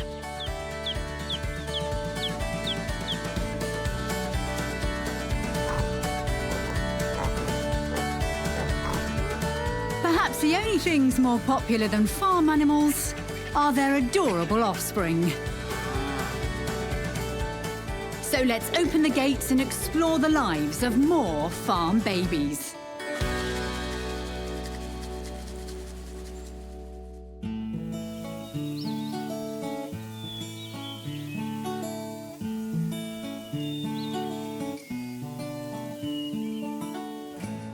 It's early morning. As the light rolls across the grassy paddocks and farmyards around the world, it is one animal's job to tell everyone what time it is. Sleeping in is not an option on this farm. Kids are usually the first to spring into action, but they're a little slow today. Getting up can be hard enough, but if you want a playmate, you need to get others up too. This billy goat is keeping an eye on the youngsters.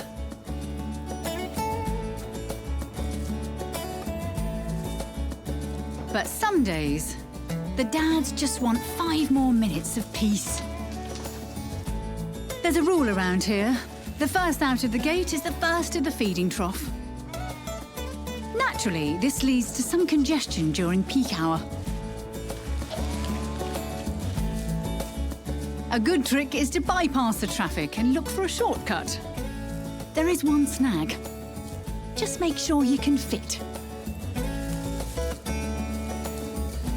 There's always one show-off that makes it look too easy. The public swimming pool is popular this morning. These ducklings are getting in some early laps to really work up their appetite. Drinking troughs are so versatile.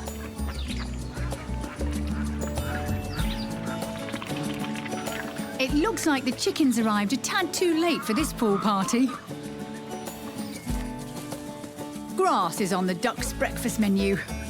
The trick is how to eat it. It's just so slippery for those little beaks. It seems the best method is the old grab and shake. And if that doesn't work, grab and shake again. These rabbits are in no rush to leave the barn. They know if they wait long enough, breakfast will come to them. Unlike some animals, rabbits dine in. But these family meals are quite noisy affairs. Most rabbits are content to stick with the buffet. But there are special treats available for those that are willing to put in a little bit of extra effort. OK, a lot of effort. How many rabbits can share one leaf? Two's company, but three's definitely a crowd. Speaking of crowds, looks like it helps to book ahead to make sure you get a place at the breakfast table.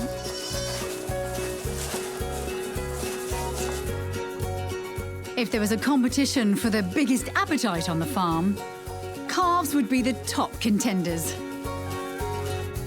Some can drink up to 10 litres a day. Milk for a calf is like getting petrol for a car. Latch on and fill up.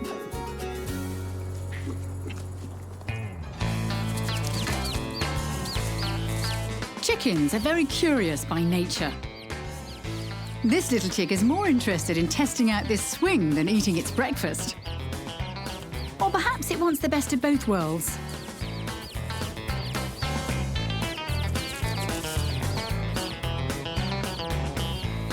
This would be a lot easier with arms. All the playground activity seems to have drawn a crowd. The pressure is on.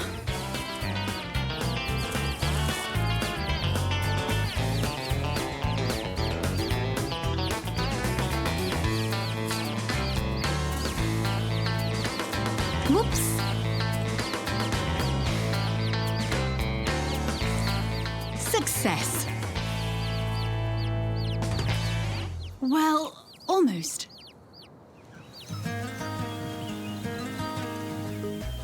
Once breakfast is over, it's time for the baby animals to explore the farm. Only, this place is a lot bigger than it looks. And it's no fun to be lost and alone. It's much safer to use the buddy system. Friends are great at encouraging each other to leap out of their comfort zones. If the buddy knows where they're going, great. However, if both have no sense of direction, well, at least they've got company.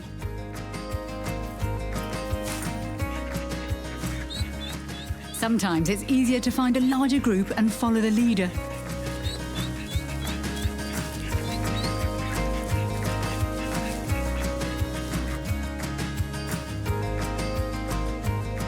Farm cats prefer their independence, so sticking to a group isn't really their style. They'd rather push the boundaries and see things from a different perspective, a much higher perspective. There's a great view from up here. Some of the taller farm inhabitants are a little scary on the first encounter.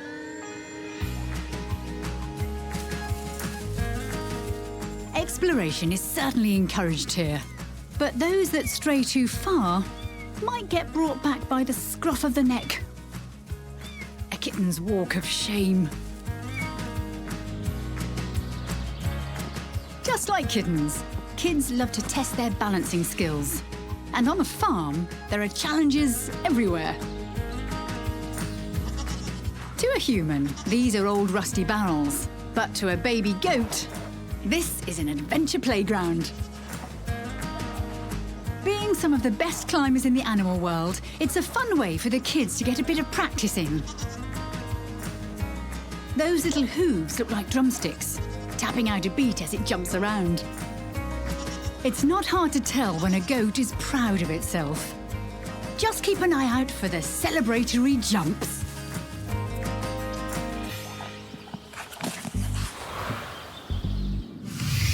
It's time to check out the family album of one of the hardest and fastest workers racing around a farm. the Border Collie. Pups are born into litters of 4 to 8. Their coats coming in a variety of colours, patches included.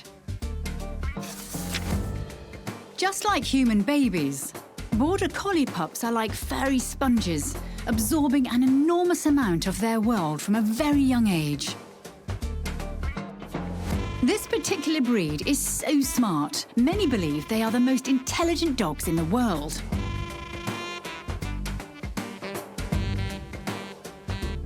Originally from the border counties of Scotland, these dogs are completely in their element with farm life.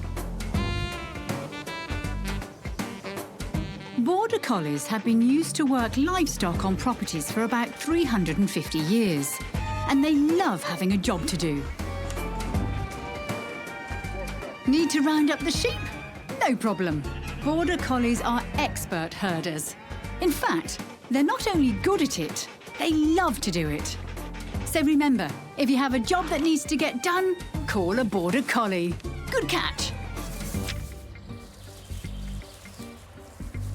Next, the family album is showcasing some creatures originally from South America. A member of the camelid family, these fluff balls will one day develop into alpacas. However, as babies, they are called cria. Females give birth to a single baby after an 11-month gestation. Development is fast for cria. Unlike human babies who take many months to learn how to stand, a cria will attempt to get on all fours just 30 minutes after their birth. Being naturally accustomed to the extremes of temperature in the Andes, alpacas have developed a thick coat, for which they have been farmed for thousands of years. Today, their wool remains highly sought after for its superior strength and softness. These playful youngsters are kindly showing off some of their colour range. Alpaca fleece coming in over 22 shades. Unfortunately, a shorn alpaca can result in the odd, questionable haircut. Good thing most paddocks don't have mirrors. A little alpaca tip? A cranky alpaca can and will spit if it feels threatened. So it's best to stay on their good side. These little ones seem quite happy though. Their curious natures have them exploring every corner of the farmyard.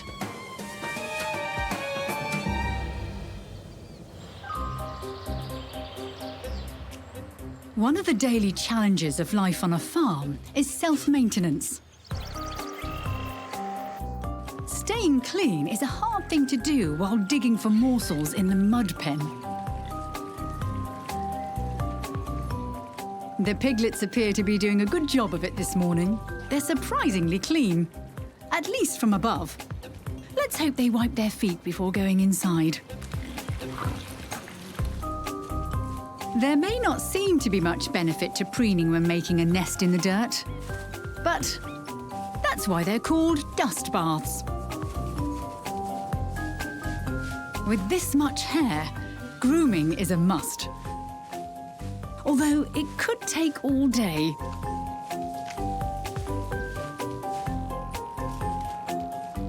Self-grooming can be time-consuming for many farm animals, but the lucky ones can attain a personal stylist.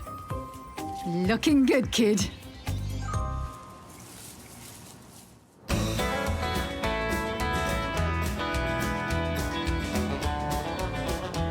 The day's getting into full swing, and one group of animals that are full of activity at morning tea time are the piglets.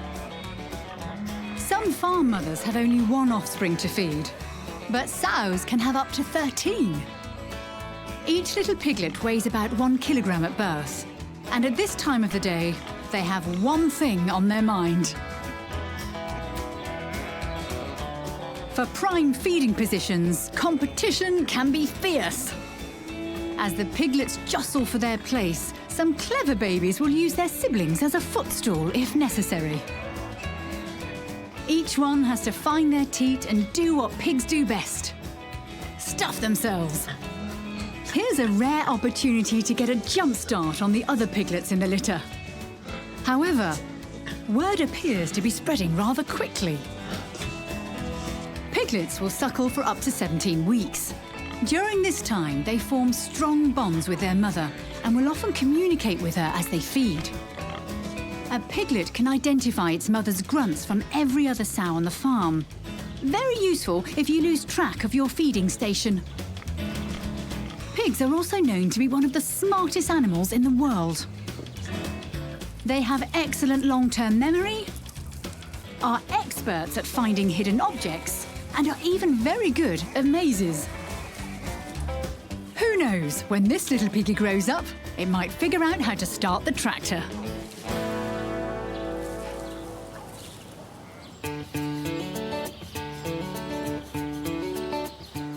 There are many different types of farms operating around the globe, some having more unusual occupants.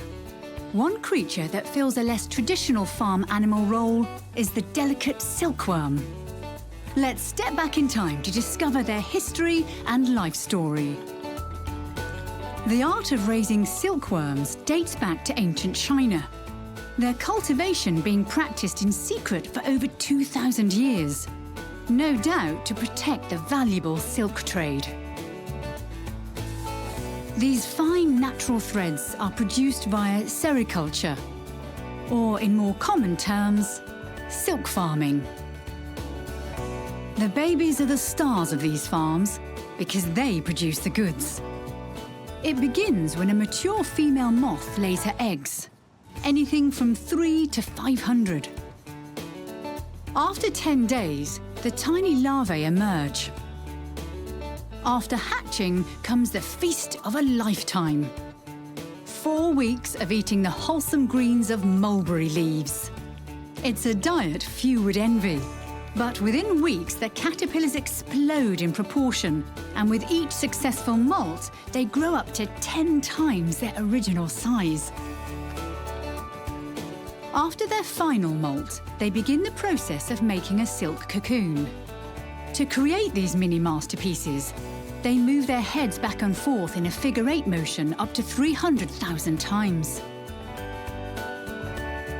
After 48 hours, the job is complete. While inside, the worm begins pupating. 2 weeks later, a silk moth will emerge, getting to grips with its transformation. Time is short for the adults, as they only survive for 3 days. So the pressure is on to find a mate and start the cycle again. In the meantime, machines unravel the silken cocoons, filaments often measuring a kilometre. These natural threads are used to produce all kinds of items such as clothing, bedding and rugs. Silk production, such an amazing feat carried out by such young, talented creatures.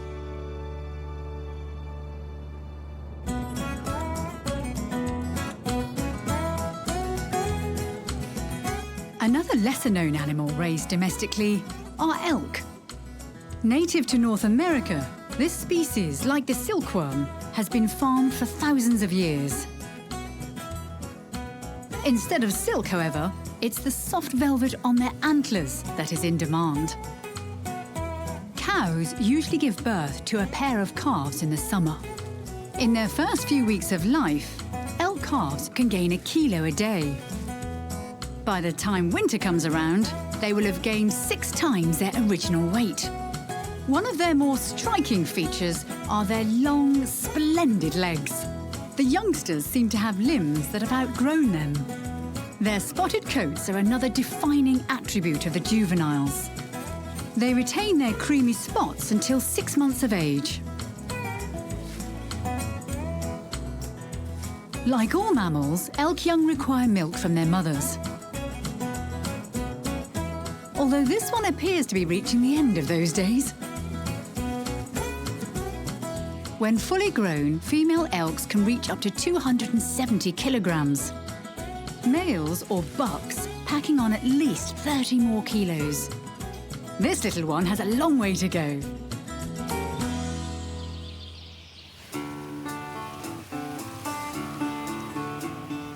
It's almost lunch. Time to head back to the pig pen. Looks like the babies have been having a squeal of a time. As piglets develop, they begin to take advantage of all their piggy tools. One of their most well-known being their snouts. More than a nose, the snout is perfectly designed to forage and uproot all kinds of treats. It's packed full of sensory receptors, which lead curious piglets to the most promising locations to find something interesting. Their snout is like their own personal shovel and toolkit rolled into one. Understanding their place in the hierarchy is one of the first things piglets discover. While humans like to shake hands when they meet, pigs prefer to bump snouts. Before this happens, it's likely they've already identified each other by their smell and sound. As highly social animals, these piglets will develop up to 20 different sounds to talk with each other. The various grunts, squeals and growls help a pig to communicate many things, such as where they are, how they feel and what they're doing. This one's hiding. And their highly sensitive ears allow a pig to detect the direction of a sound with pinpoint accuracy. Those mini radar dishes are always on the go, as are their energetic little owners.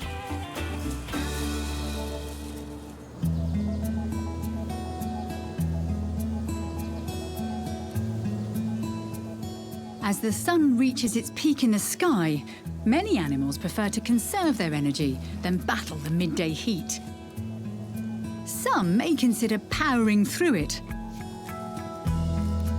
But when tired legs decide to take a nap, it's best to follow their lead.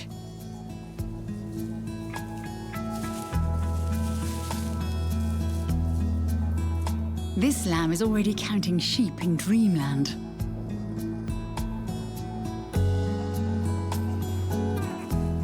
It's common for piglets to snuggle up to stay warm. It's a behaviour that remains with them into adulthood. Pillows aren't necessary when you have a younger sibling to rest your head on.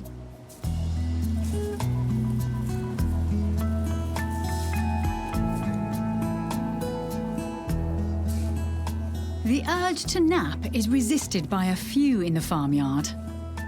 But for most, the warm sun is the perfect excuse to hit the hay and rest after a busy morning.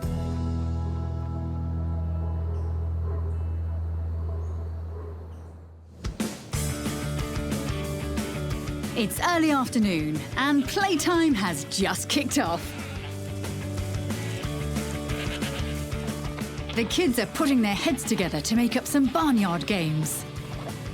Headbutt is a favourite for goats around the world. It's the perfect game for two. Even the youngest in the herd are keen to give it a go. How many times does a kid need to jump to get a new challenger around here? Nice 360. Whoops.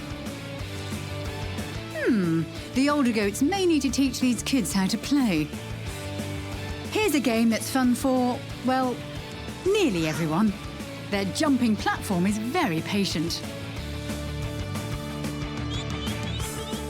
When it comes to activities, ducklings prefer games the whole gaggle can play. These latecomers are waddling in just in time for a huge game of Duck, Duck, Goose. What a bunch of party animals.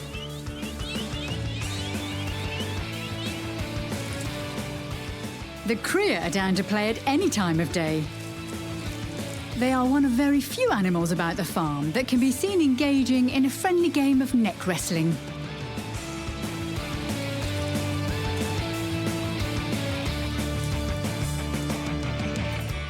The piglets are always on the go.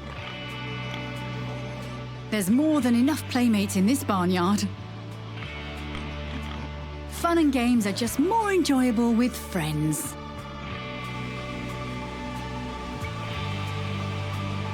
In one of the cooler farms of the world, some Australian shepherd pups are preoccupied with a fresh load of snow.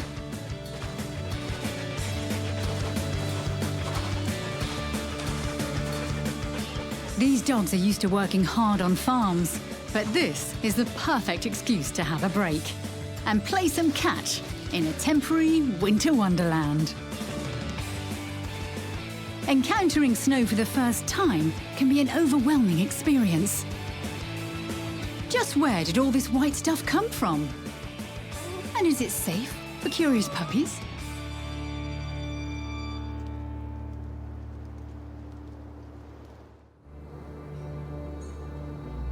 Playtime is starting to slow down, and across the paddocks there's another baby animal that's beginning to find its way in the farmyard. This little lady is no ordinary foal. At only 1 month of age, she has a lot of growing up to do. But she'll never get very big, because she is a miniature horse. To qualify as a miniature horse, the adults have to measure less than 87 centimetres at the withers, the base of their mane.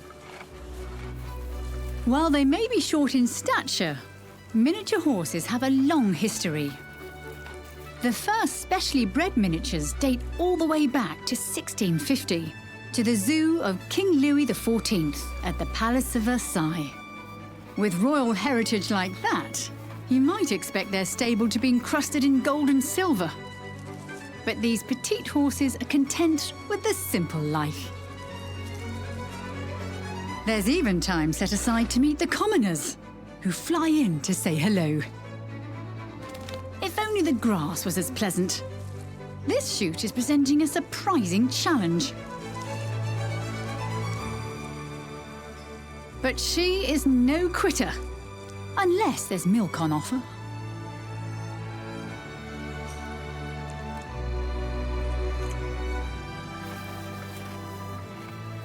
The various sights and smells of farm life are starting to become familiar to this new arrival. Some more pleasant than others. But it's not all a walk in the paddock. This foal's still developing her trotting skills. She needs to be able to keep up with the team. But why keep up when you can take the lead? Look at that style. With moves like that, she could become the perfect miniature show horse. Her royal ancestors would be so proud.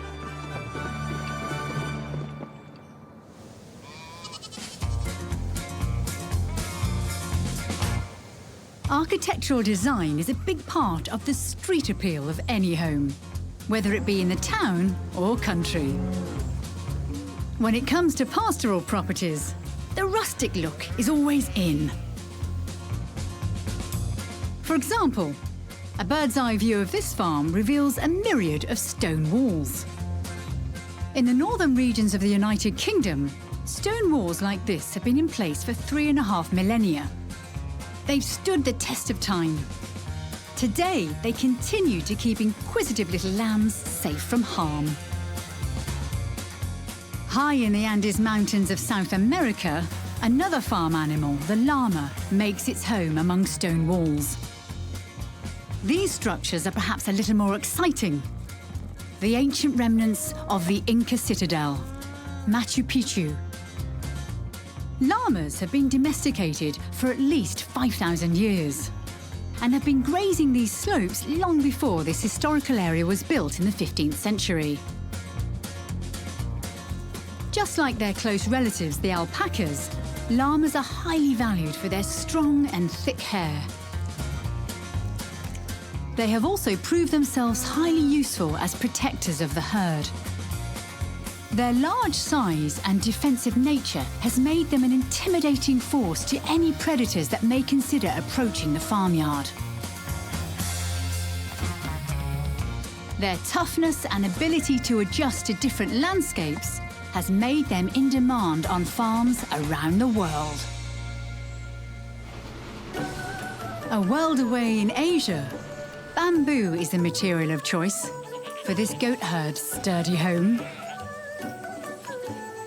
It may need to be checked for breaches because one member of the family is on the wrong side of the fence. Breaking out was the easy part.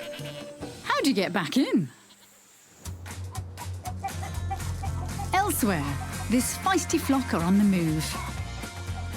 You need to be quick to keep up in this chicken run. These clucky residents are keen to show off their extensive abode. For this brood, it's all about the free-range life. With this much space, there's plenty of room to stretch out and flap those wings.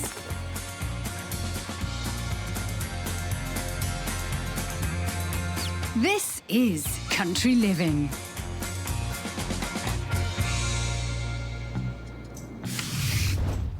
It's time to flip open the family album this afternoon and introduce some country pups with royal connections, corgis. Although small in stature, corgis make excellent working dogs. These youngsters are learning the ropes from mum already. Pups are born into litters of 6 to 8.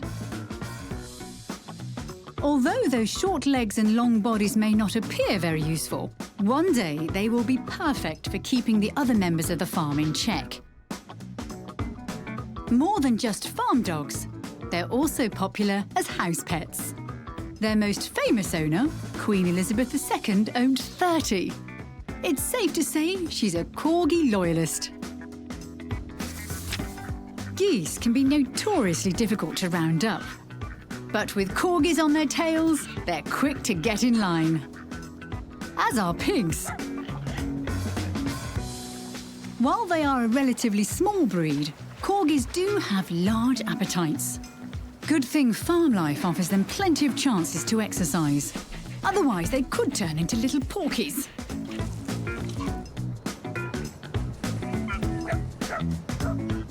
These hardy, loyal, outgoing dogs will happily round everyone up on the farm for 12 years or so. Next in the album are unique members of the bovine clan, Highland cattle. Within half an hour of entering the world, these babies are up on their feet looking for mum's udder. A mere 30 kilograms at birth, one day these calves could push the scales to beyond half a ton. Highland cows are known to be great mothers, very protective and very indulgent, feeding their calves until they're about 10 months old. This breed is known for their toughness in harsh conditions. Why else would you use a jagged rock to scratch your face? From a very young age, these rural hippies start to grow a long, shaggy coat that is perfectly suited for their historical home range, the chilly highlands of Scotland. Calves aren't born with horns, but eventually they will develop a very impressive set of pointers. A farmyard favourite, this breed's combination of luscious locks and handlebar horns make them an easily distinguished member in the bovine family tree.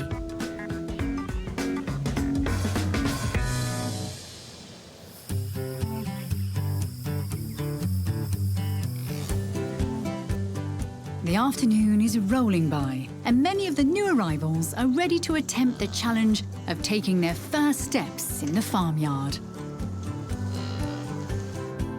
Step 1, learning to stand up. A mother's support is always appreciated.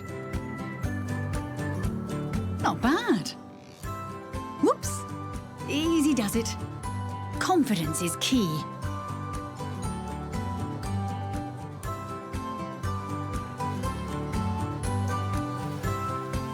Mum is keeping a keen eye on the first steps for this little one. Almost there.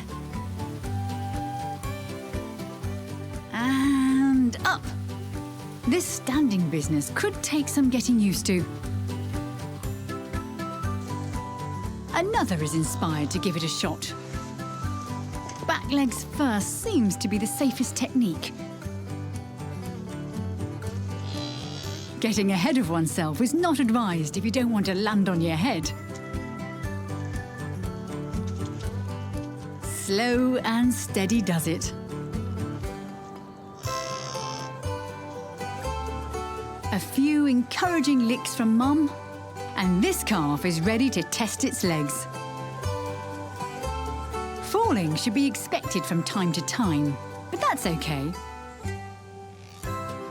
The important part is trying again. But what's the rush? There's always tomorrow.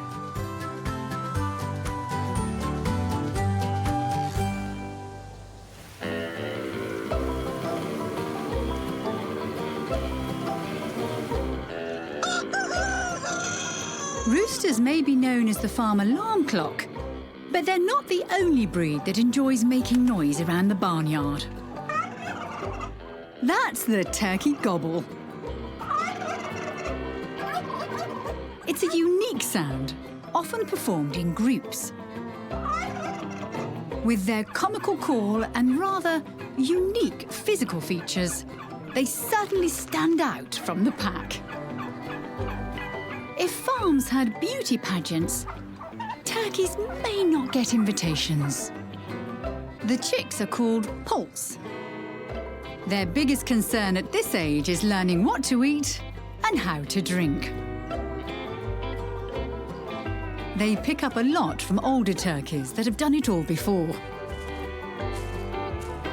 As the chicks grow, their skin colours will develop, and those distinctive neck folds, known as wattles, will grow larger. Soon, they begin to resemble mature turkeys.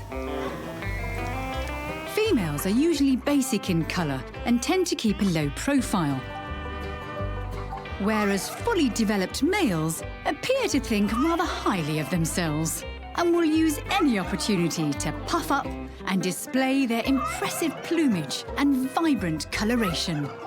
They really are crowd pleasers.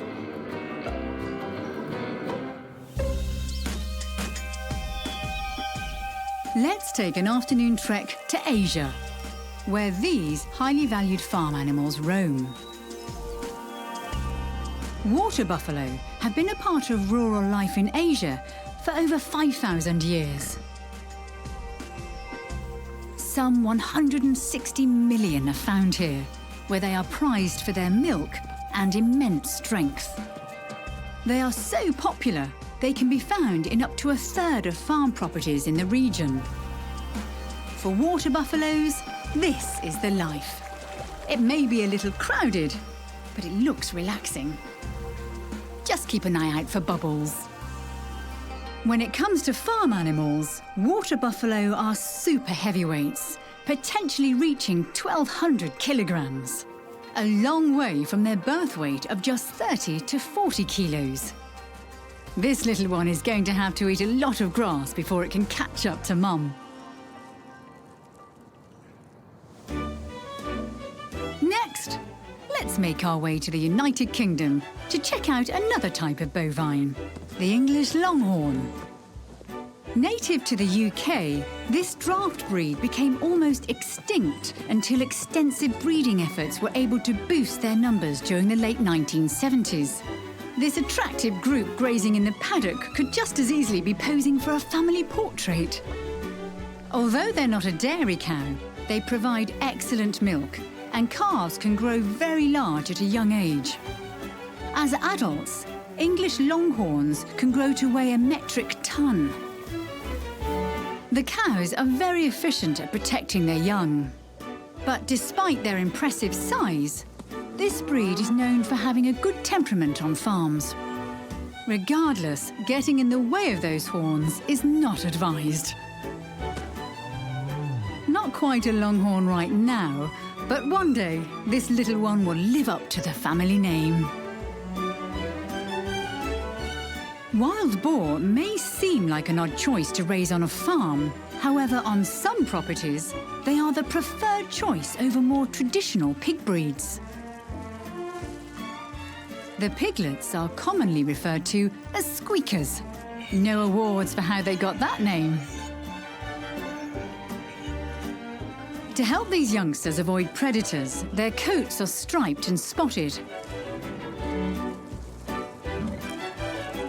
And if they are detected, these little grunters can move deceptively fast. On farms with adequate fencing, this is rarely a problem. The boundaries not only keep them safe, they also ensure the rest of the farm is not dug up by their hungry little snouts. These little boars really know how to have a wild time.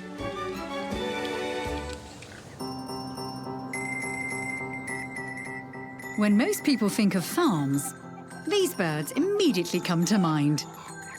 With their population at approximately 25 billion, chickens have become a rural mainstay, with hundreds of breeds found pecking around hen houses of the world. Their life cycle begins as you'd expect, safe in the confines of an egg. Eggs are incubated for 21 days. During this time, the chick develops from an embryo to a ready-to-hatch baby. Sometimes, chicks will chirp to their mothers while still in the egg. To help them break into the big world outside, chicks have an egg tooth on the top of their beaks. This small protrusion helps them crack the eggshell's hard interior. After hatching and feeling the warmth of the sun for the first time, chicks need to rest and recover from the ordeal. Cracking open an egg is a big effort for a little chick. Eventually, they will gather their strength, stand up on their feet, and begin to move around. Their feathers start off wet from life inside the egg, but once outside, will soon become soft and fluffy. Hens make great caregivers, and for chicks, there's no better place than under their mother's wing. She keeps them warm and safe. When the time comes, she will show them where and what to eat. A farm has plenty of bugs, grubs, and worms available all year round. Chickens are the best at scratching up a meal. After only a few weeks, the chicks will be able to survive on their own. At 6 months of age, they will become mature, confident members of the brood.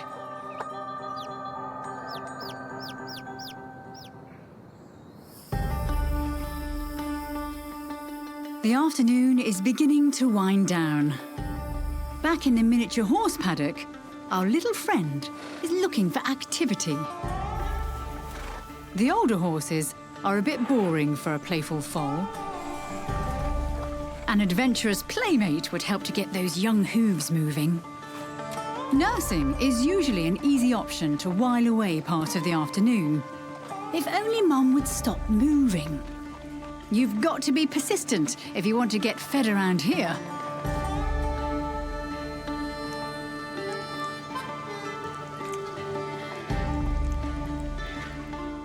It appears there is a 2-course meal being served today. Some new feed just arriving. Grass is the natural source of nutrition for horses, but commercially produced feeds like this are often used to supplement their diet. The verdict is positive. It seems every horse wants their fair share of these tasty treats. For this young lady, it's been a busy day, and after a good meal, her head seems to be getting heavier by the second. Time to give in and rest.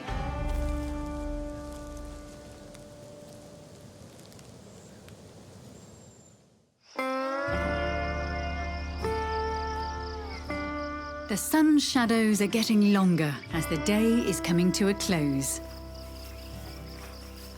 Although a horse's appetite is rarely sated.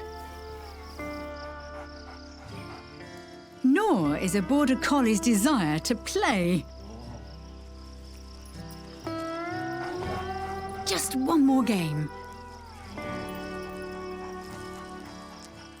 And then one after that.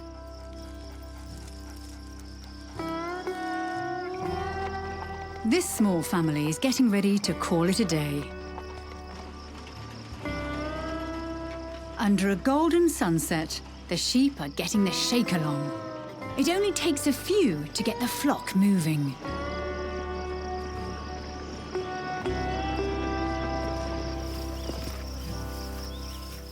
For some, there's still time for a quick bite. While others are already tucked in for the night. Huddling is an essential bedtime routine for the chicks. The centre is usually the warmest, but you may have to step on your siblings to get there. A little repositioning is also required for these ducklings to settle down. Inside this farmhouse, a long night could be in store for this chocolate Labrador, with all these tiny hungry mouths to feed. But before too long, she, along with the rest of the barnyard residents, will be fast asleep, dreaming about all the new adventures tomorrow may bring.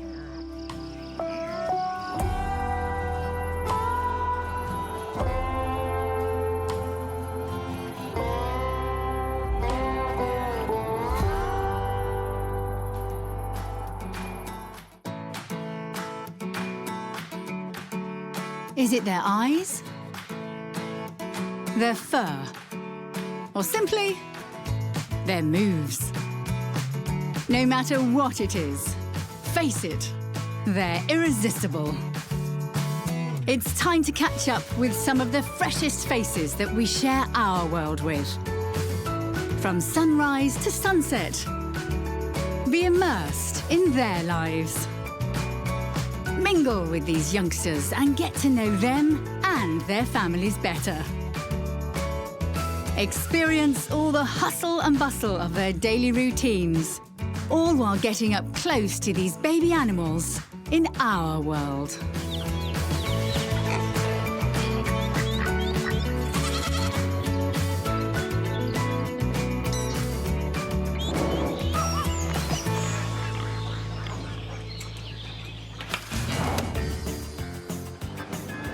Our day is being spent splashing around with the youngsters that live in the aquatic regions, aquariums and marine parks of the world.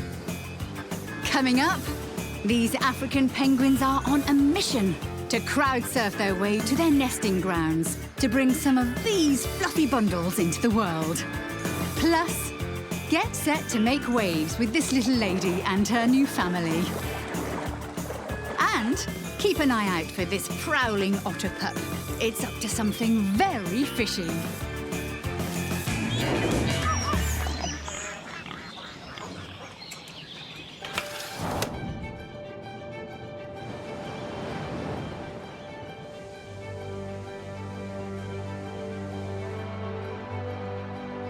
Water. H2O. It's a big part of our world, covering some 70% of the Earth's surface. Many animals' lives play out entirely in aquatic environments, while others split their time on and offshore, allowing them to enjoy the best of both worlds.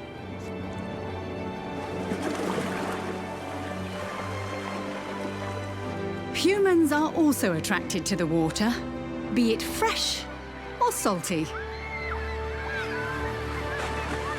Part of the appeal? Being able to catch some of the local residents in action. Some like to completely submerge themselves to get up close and personal with these creatures.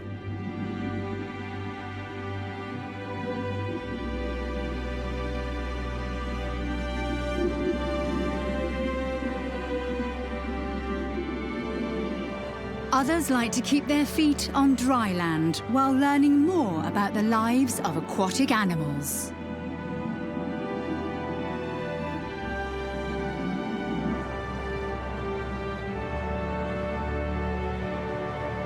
Oceanic or amphibious, flippered, feathered or finned.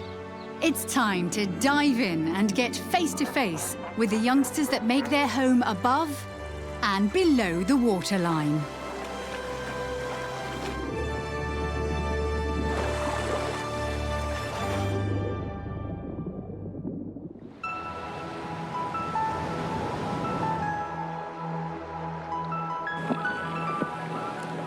It's a new day, and rays of sunlight are dancing across the water. The glow acting as a subtle wake-up call. A tiny head is beginning to stir from its lakeside bed of feathers. Before too long, there is another. 2 cygnets, eager to see what the morning will bring.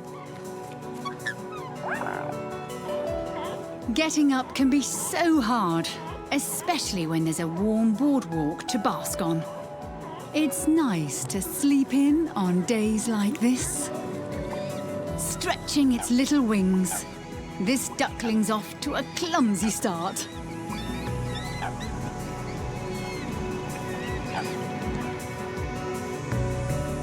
Some beds can be so uncomfortable. Finding the perfect position is no easy task. No such problem here. The soft sands by the breaking waves are proving almost perfect for slow risers, the flies being the only distraction.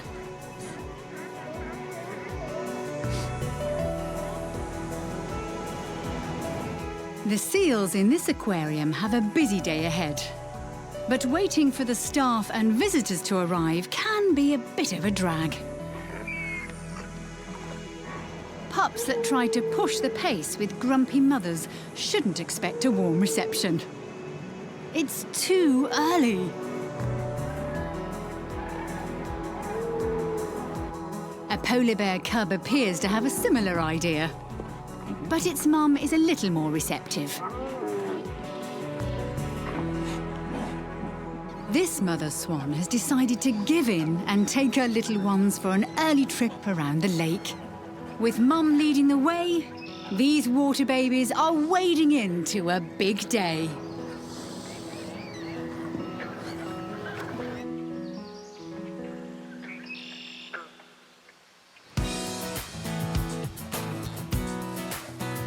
A riverbank.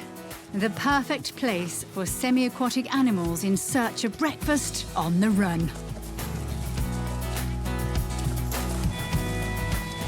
This pup's already landed a snack.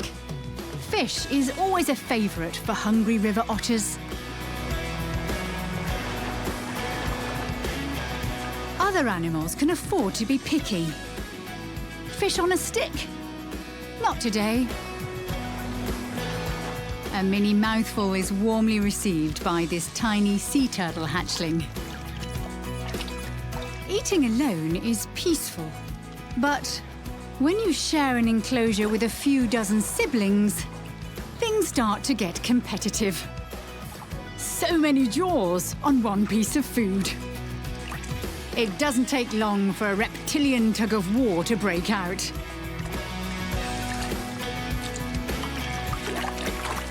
This hatchling's won the breakfast battle this morning. Penguins are masters of the art of swallowing fish. It's a simple process. Head first and down the gullet. Hungry ducklings are happy to put the work in to find a meal. Not far away, it appears a feeding frenzy has begun. The action is thick both above and below the waterline. There's no queue here. Any food on offer is snapped up in the blink of an eye. The dry side of the pond provides a less frantic pace, free of fishy competition.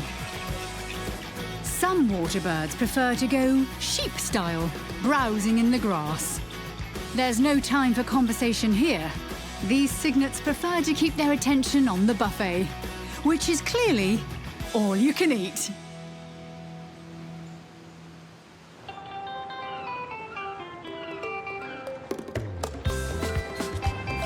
The morning is starting to get into full swing, and across the beaches and shores, there are many lessons to learn. Semi-aquatic water babies have to endure many challenges. Being able to live in water and on land means they have bodies that are adapted to both.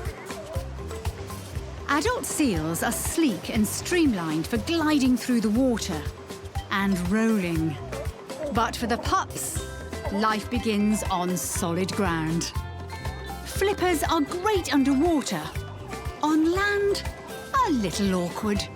Crawling on one's belly is no easy feat, but after much practice, progress is being made.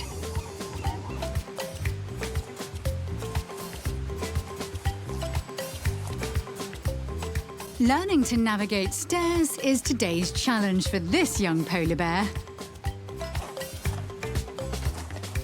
Whoops!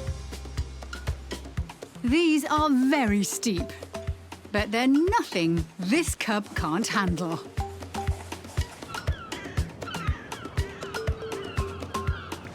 For ducklings, a rocky embankment makes a great spot for diving practice. Lakes and rivers provide food and shelter for many water birds. And watching their parents is the best way to learn which food is good to eat and where to find it. No complaints here about eating greens. A mother swan has found the goods in this part of the pond. One thing many water birds don't need to learn is how to float. Their natural buoyancy is like having a built-in personal flotation device. Ducks take naturally to water, and they're equipped with the perfect utensils to sift for food. Thin bristles in their beaks allow them to filter out any tasty particles while they're dabbling. With their foraging lessons over, it's time for this mini flock to take a break on dry land. After all their swanning around, that last straggler is having a tough time getting up the bank. Made it! Let's dive into the family album to showcase the most widely distributed pinnipeds in the world. Harbour seals. Also known as common seals, these marine mammals can be found along the coastlines of the Northern Hemisphere. This aquarium-born pup is having a checkup, showing off its spotty, pale belly. At birth, harbour seal pups usually weigh around 10 kilograms and can be up to a metre long. The pups are extremely capable right from the start, being able to both crawl and swim within 30 minutes.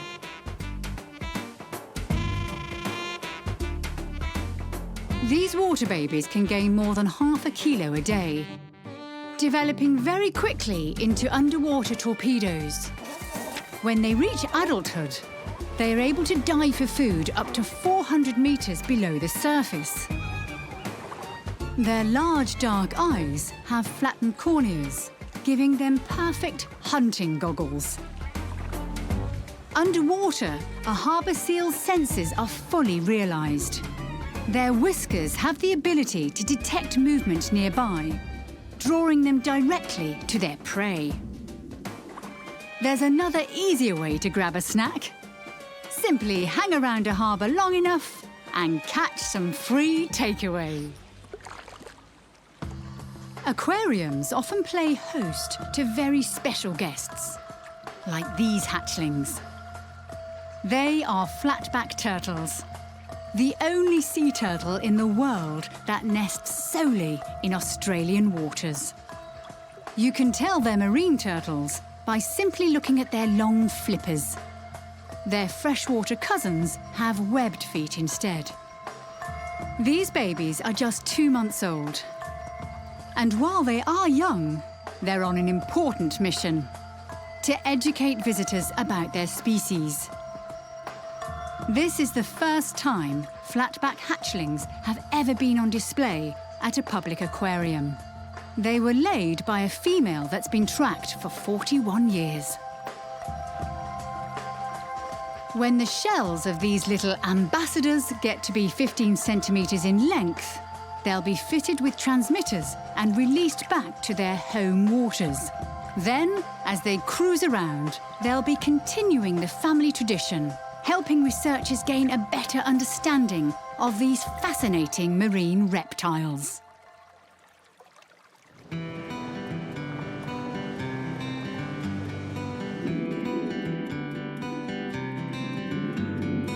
Spending so much time in and around water, The need to groom may not seem like it would be a high priority for aquatic residents. Not so, especially for many kinds of fish.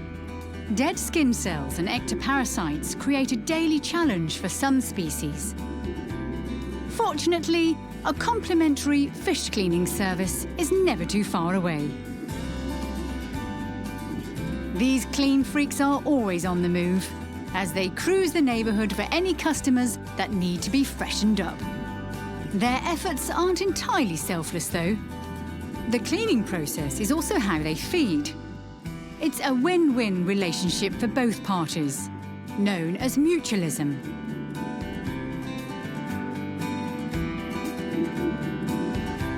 Another semi-aquatic species that benefits from natural clean-up crews are hippos. Although these parasite-hungry oxpeckers had better take flight. Water birds they are not. Ducks, of course, have no aversion to a bath. In fact, this community is happy to commit a large part of their day to maintenance. Off on the sidelines, it's a little less chaotic, as a young duckling carefully preens its tiny feathers.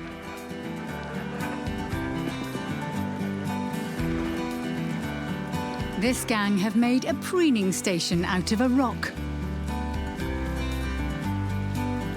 Ducks and many other birds have a few tricks up their feathers to help keep themselves squeaky clean. A preen gland at the base of their tail is used to collect and rub oil across their feathers. This helps them keep their feathers in good condition and even adds an element of water repellence to their bodies. Long necks come in handy when trying to spruce up those hard-to-reach places. These older cygnets have picked up a superb technique from their mother. Lacking the grace of the swans, a seal pup is doing its best. Although in regards to staying clean, this may be having the reverse effect. Perhaps this furry baby would have been better off with a bath. It's mid-morning, and a colony of African penguins are on a quest to make their way to their nesting ground near Cape Town in South Africa. The first challenge for these walking tuxedos? To negotiate this popular stretch of sand known as Boulders Beach. These small locals have learned to share this sandy space with the thousands of human visitors that also like to flock here. These birds are inquisitive and won't hesitate to investigate anything left unattended. The surf is crowded today, both people and penguins competing for the best waves. Despite the overwhelming presence of humans, these penguins are determined to complete their mission. They have eggs to lay, and they'll do whatever it takes to get there. While their bodies may be short and squat, penguins are more agile than they appear. While they continue their journey, let's make our way to the other side of the globe, to North America, to meet a very different kind of bird. One that dances, sings, and has a soft spot for romance. Sandhill cranes are easily identified by their long, slender bodies, unique calls, and their vibrant cap of red feathers, their crowning glory. Their whole life story is also a bit of a love story. True romantics, these birds mate for life. A pair could easily be together for 2 decades or more. Females will usually lay 2 eggs in a nest made from dry plant materials. Both parents sharing incubation duties for 30 days. When the chicks emerge, they only slightly resemble the adults. Despite their fluffy down and small size, a hatchling can be up and exploring the wetlands within 24 hours. This wading business would be a lot easier with grown-up legs. Like most new parents, the first few weeks are a busy time, sourcing as much food as possible for their fast-growing chicks. Being omnivores, they're not picky eaters, as anything and everything is on their menu. Sandhill crane chicks are in no rush to move out of the nest. They usually stay with the adults until they're 9 to 10 months old, before they join a nomadic flock of cranes their own age. These elegant birds can start to look for the love of their life from the age of 2, to start off another generation.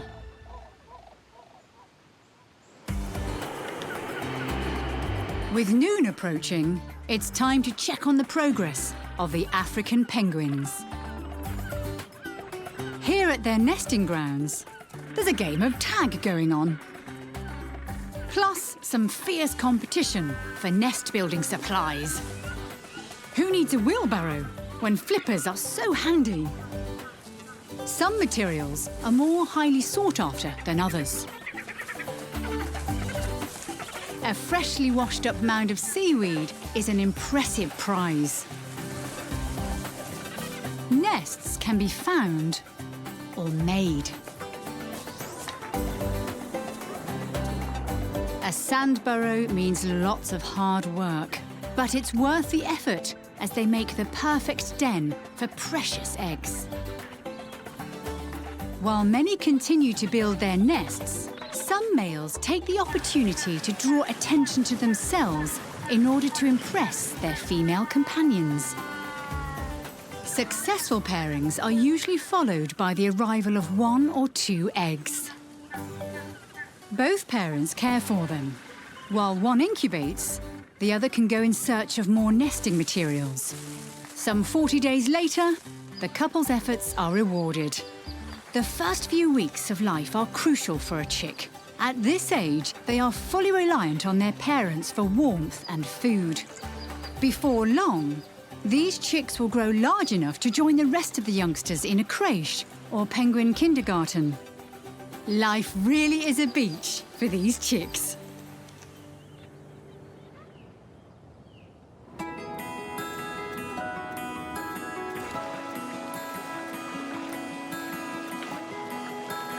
Across the waterways, harbours and oceans of the world, the water babies are starting to slow down. Time for a well-earned siesta. The floating platforms of this dock are a popular rest stop for these resident fur seals. Berths on this waterfront property appear to be in high demand.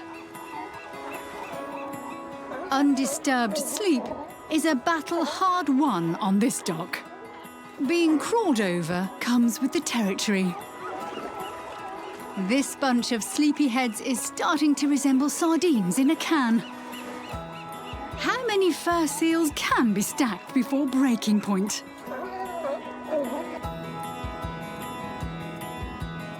Sleeping solo is a much more peaceful alternative for this harbour seal. This pool makes a very spacious waterbed. This one looks like a cork bobbing in the water, snoozing like that. A grassy mattress is a comfortable choice for this grey seal pup. No matter where seals choose to nap, living in a large group means there's safety in numbers. Blankets can't compare with the soft and snuggly folds of a polar bear's thick coat. A family of ducklings is also settling down for a midday nap. There's no better place to relax than under the watchful eyes of a mother duck. Elsewhere, a cheeky cub is sneaking in a quick snack before nap time. Hungry polar bear babies can feed up to 6 times a day. Now that its tummy is full, it can rest and recharge in Mum's furry arms. Well deserved after such an adventurous morning.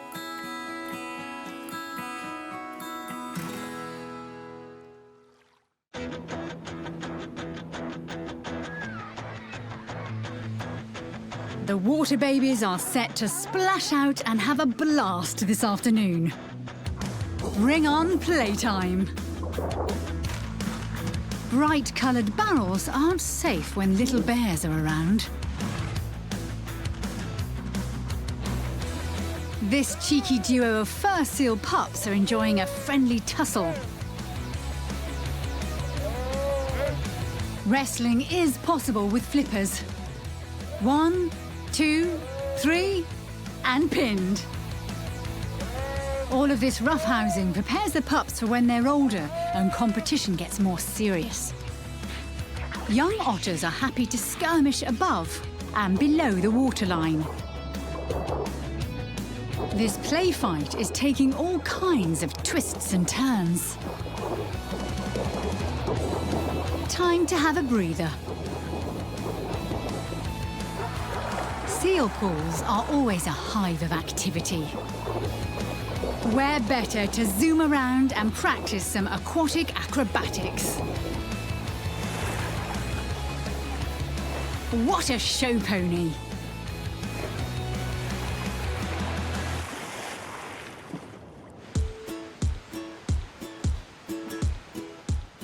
Aquariums and marine parks are home to a large range of creatures, and many of them come with a story. Like this long-nosed fur seal pup. She was discovered on a beach, injured, weak, and underweight. Thanks to her rescuers, she was given a second chance at life, receiving lots of care and attention at this aquarium. She shares her new home with other seals. A small family by comparison to her wild colony. But it's a family nonetheless. Life for a rescued seal is a bit less challenging compared to what their wild counterparts experience. So, to keep this marine mammal on her toes, there are plenty of enrichment activities organised.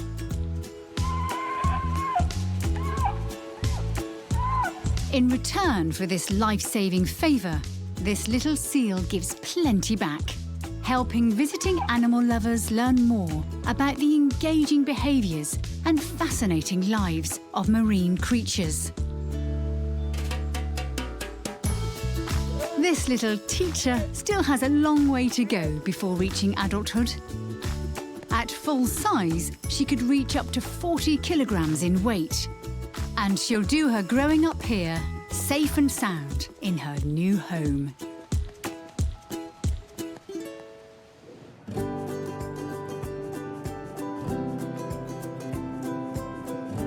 When it comes to setting up house in an aquatic environment, there are oceans of choices.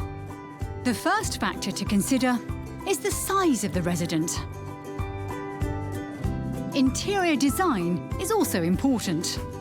The occupants need to feel right at home in their natural element. When fish of many sizes share the same tank, it's important to provide smaller spaces to allow some species a place to hide from their larger counterparts.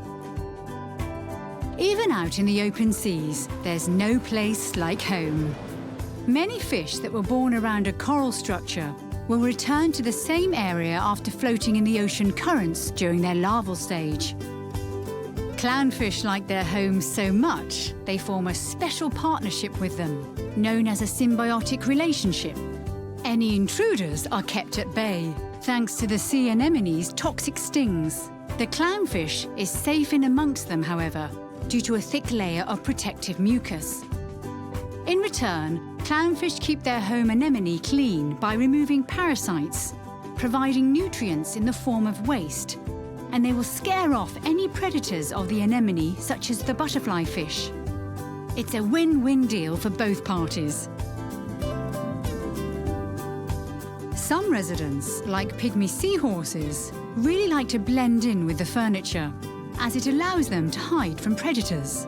Smaller than a paperclip, pygmy seahorses not only share the colour of their homes, but also their texture. No matter where they live, Having a place to get away from it all is also important to aquatic residents. Whether it be a rocky crevice, in amongst some lush vegetation, or inside an aquarium ornament. So long as they feel safe, they're home.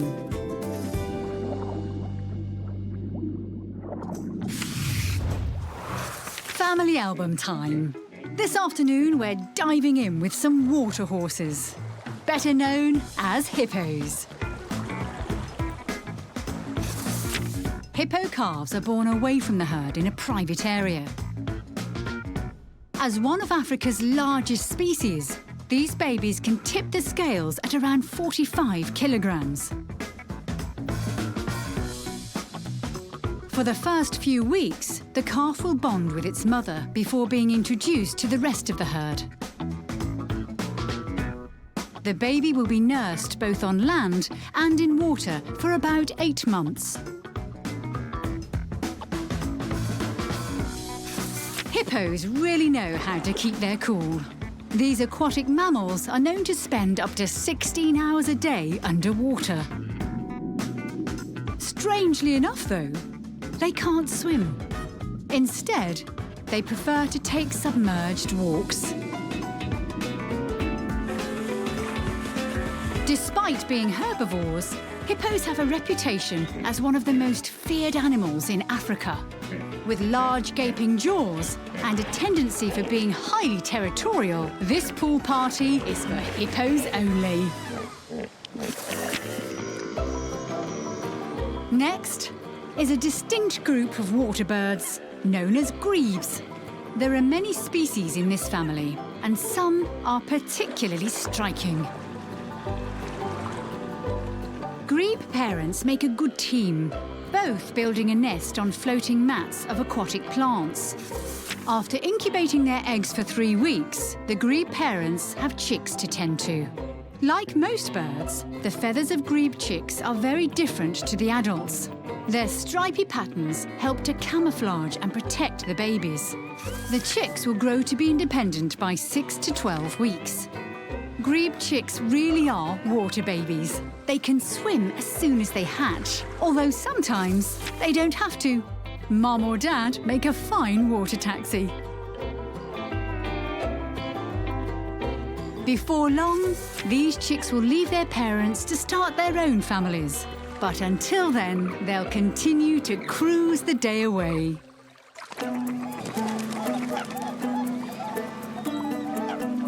When it comes to grace and style out on the water, swans immediately come to mind. These elegant creatures are always a popular sight for bird enthusiasts. Swans are often spotted dabbling in search of food as they calmly wade across the surface of the water. Due to their mostly monogamous behaviour, swans are often regarded as a symbol for romance. Speaking of romance, during breeding season, females will lay 5 to 6 eggs, which will be incubated for 40 days. As a hatchling, cygnets weigh about 300 grams. Their parents are fiercely protective and won't hesitate to take on any potential predators. Cygnets are quick to develop, being confident enough to enter the water within 24 hours.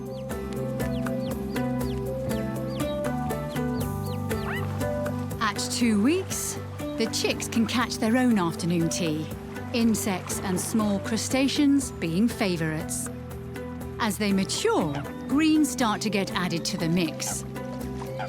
Their fluffy down eventually gets replaced by immature feathers, which are often a mottled brown or grey, good camouflage tones. These young waterfowl stay with their parents until they are 2 years old. This is one good-looking family. No ugly ducklings here.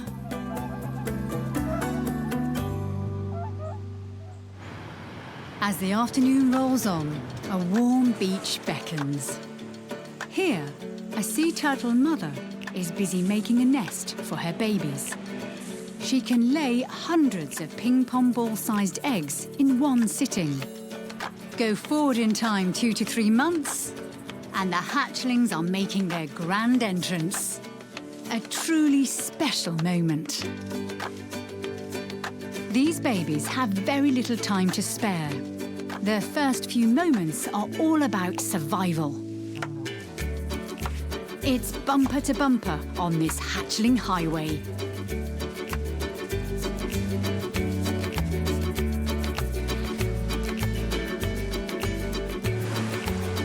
Once in the surf, they don't stop. The faster they reach deeper waters, the safer they will be.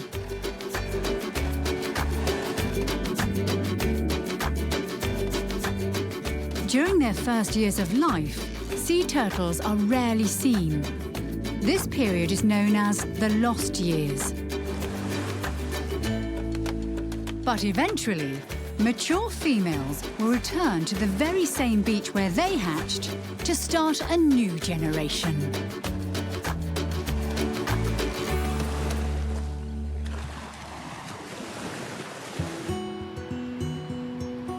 Elsewhere, in an aquarium, a new generation of another kind of reptile has recently hatched. These little snappers are saltwater crocodiles, the largest reptile on the planet. In the wild, saltwater crocodile hatchlings are watched over by their mothers until they can look after themselves. Here, these little ones have adoptive humans keeping an eye on them. Eventually, what started out at just 60 grams can grow to weigh more than 1,000 kilos. These mini apex predators have a few survival tricks to help them make their way to the top of the food chain. First is their natural suit of armour, made up of thick scales and bony plates. Good camouflage is another. Like many animals, crocodiles use countershading to help them hide in plain sight. From above, their bodies look dark, matching the waterways they swim in. If seen from below, they blend in with the bright sunlight shining down.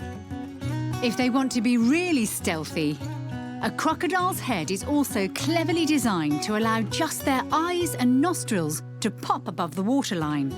These hatchlings have already got that trick mastered. Sneaky little babies.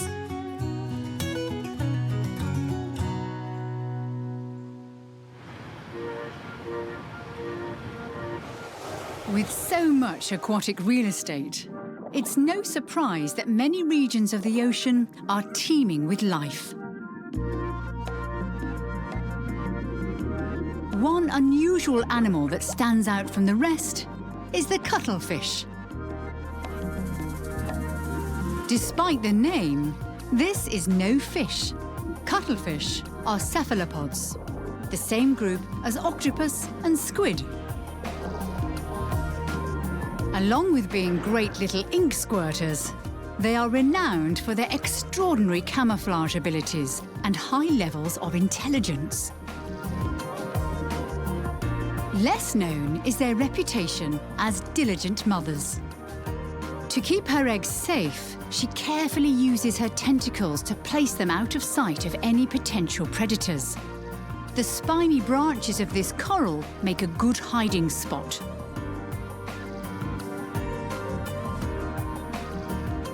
The further down she reaches, the safer they will be.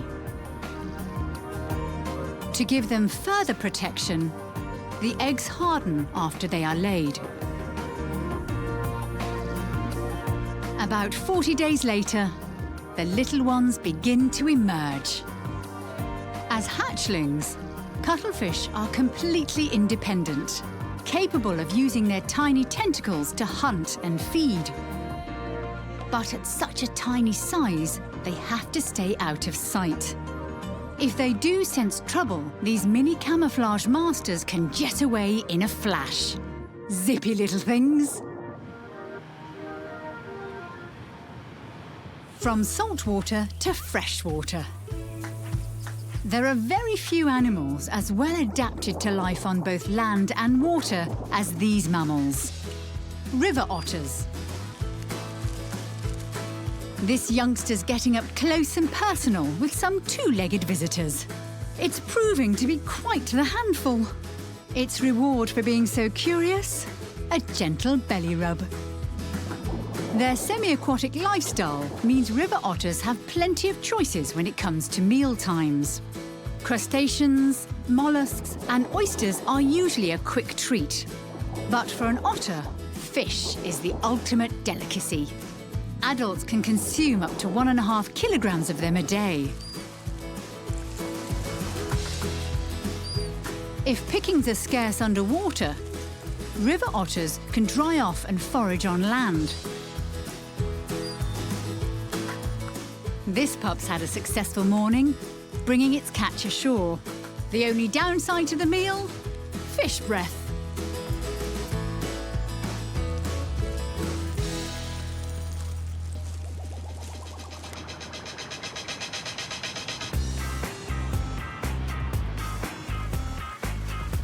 Let's explore the swamps, creeks and rivers of the planet to watch the life cycle of an amphibian unfold, the ever-popular frog.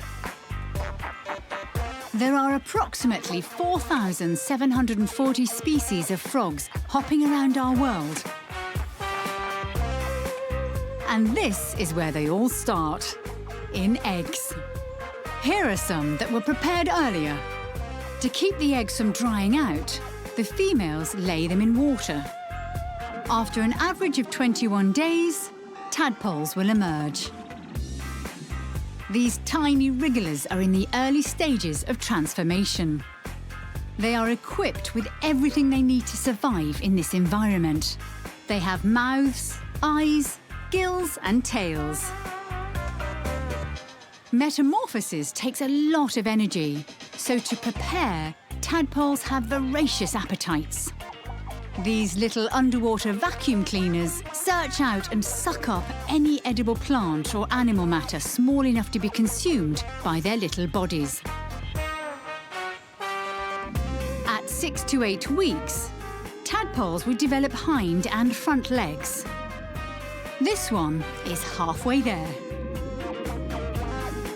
Soon, the froglets are able to leave the water. At this stage, it's normal for them to still have their tails. After 12 weeks, their tail will begin to get smaller and smaller as it's absorbed into the body.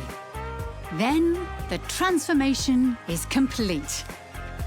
Due to their need to retain moisture, frogs absorb water through their skin. This makes them useful as bioindicators.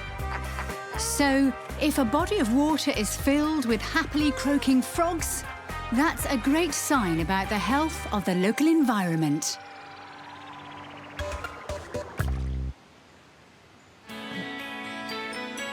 Another animal that transforms greatly from birth is the Australian pelican. This small, awkward-looking chick will grow to become one of the heaviest bird species capable of flight. Their nests are very eco-friendly. An arrangement of feathers, seaweed and other assorted vegetation. It's the perfect material to help this chick practice using its bill. When it's older, that little pouch will grow big enough to hold 13 litres of water.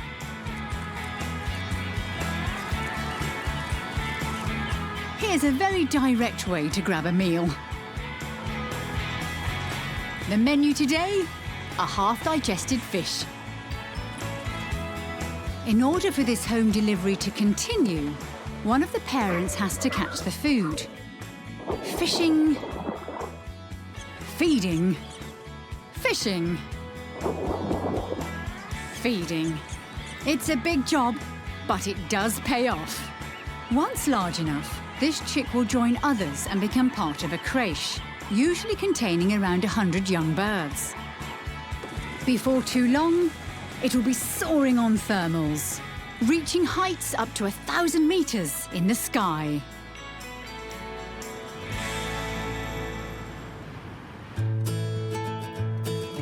The afternoon's almost over. Just enough time to check back on our rehabilitated seal pup. There's a late play session taking place, and the whole pod is getting in on the fun. Working on their loop-de-loops.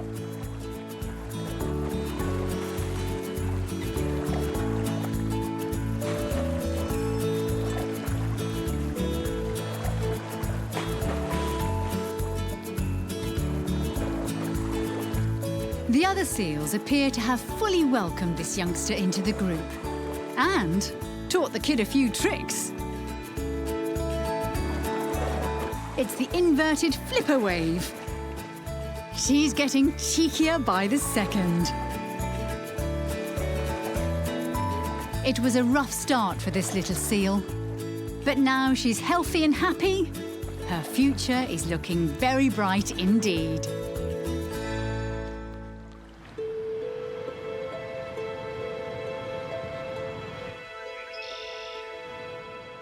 The sun is creeping closer to the horizon, which means evening will soon be upon the water babies and their families. For many, the day's been so busy they're already flat out. Polar bear cubs really know how to yawn. Instead of teeth brushing, preening is the pre-bed routine for baby swans. Looking flawless doesn't come easy, but an early evening spruce makes all the difference. Right, now it's time to cozy up.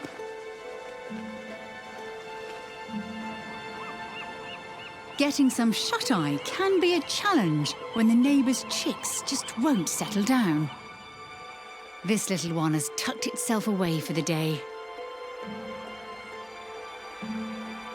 It appears the polar bears have finally succumbed.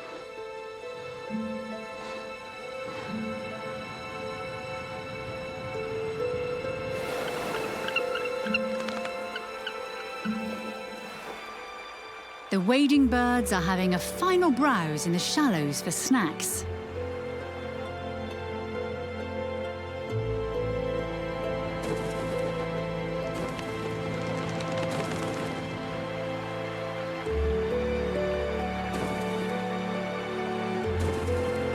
The sunset gives the flock a perfect backdrop for the day's last flight.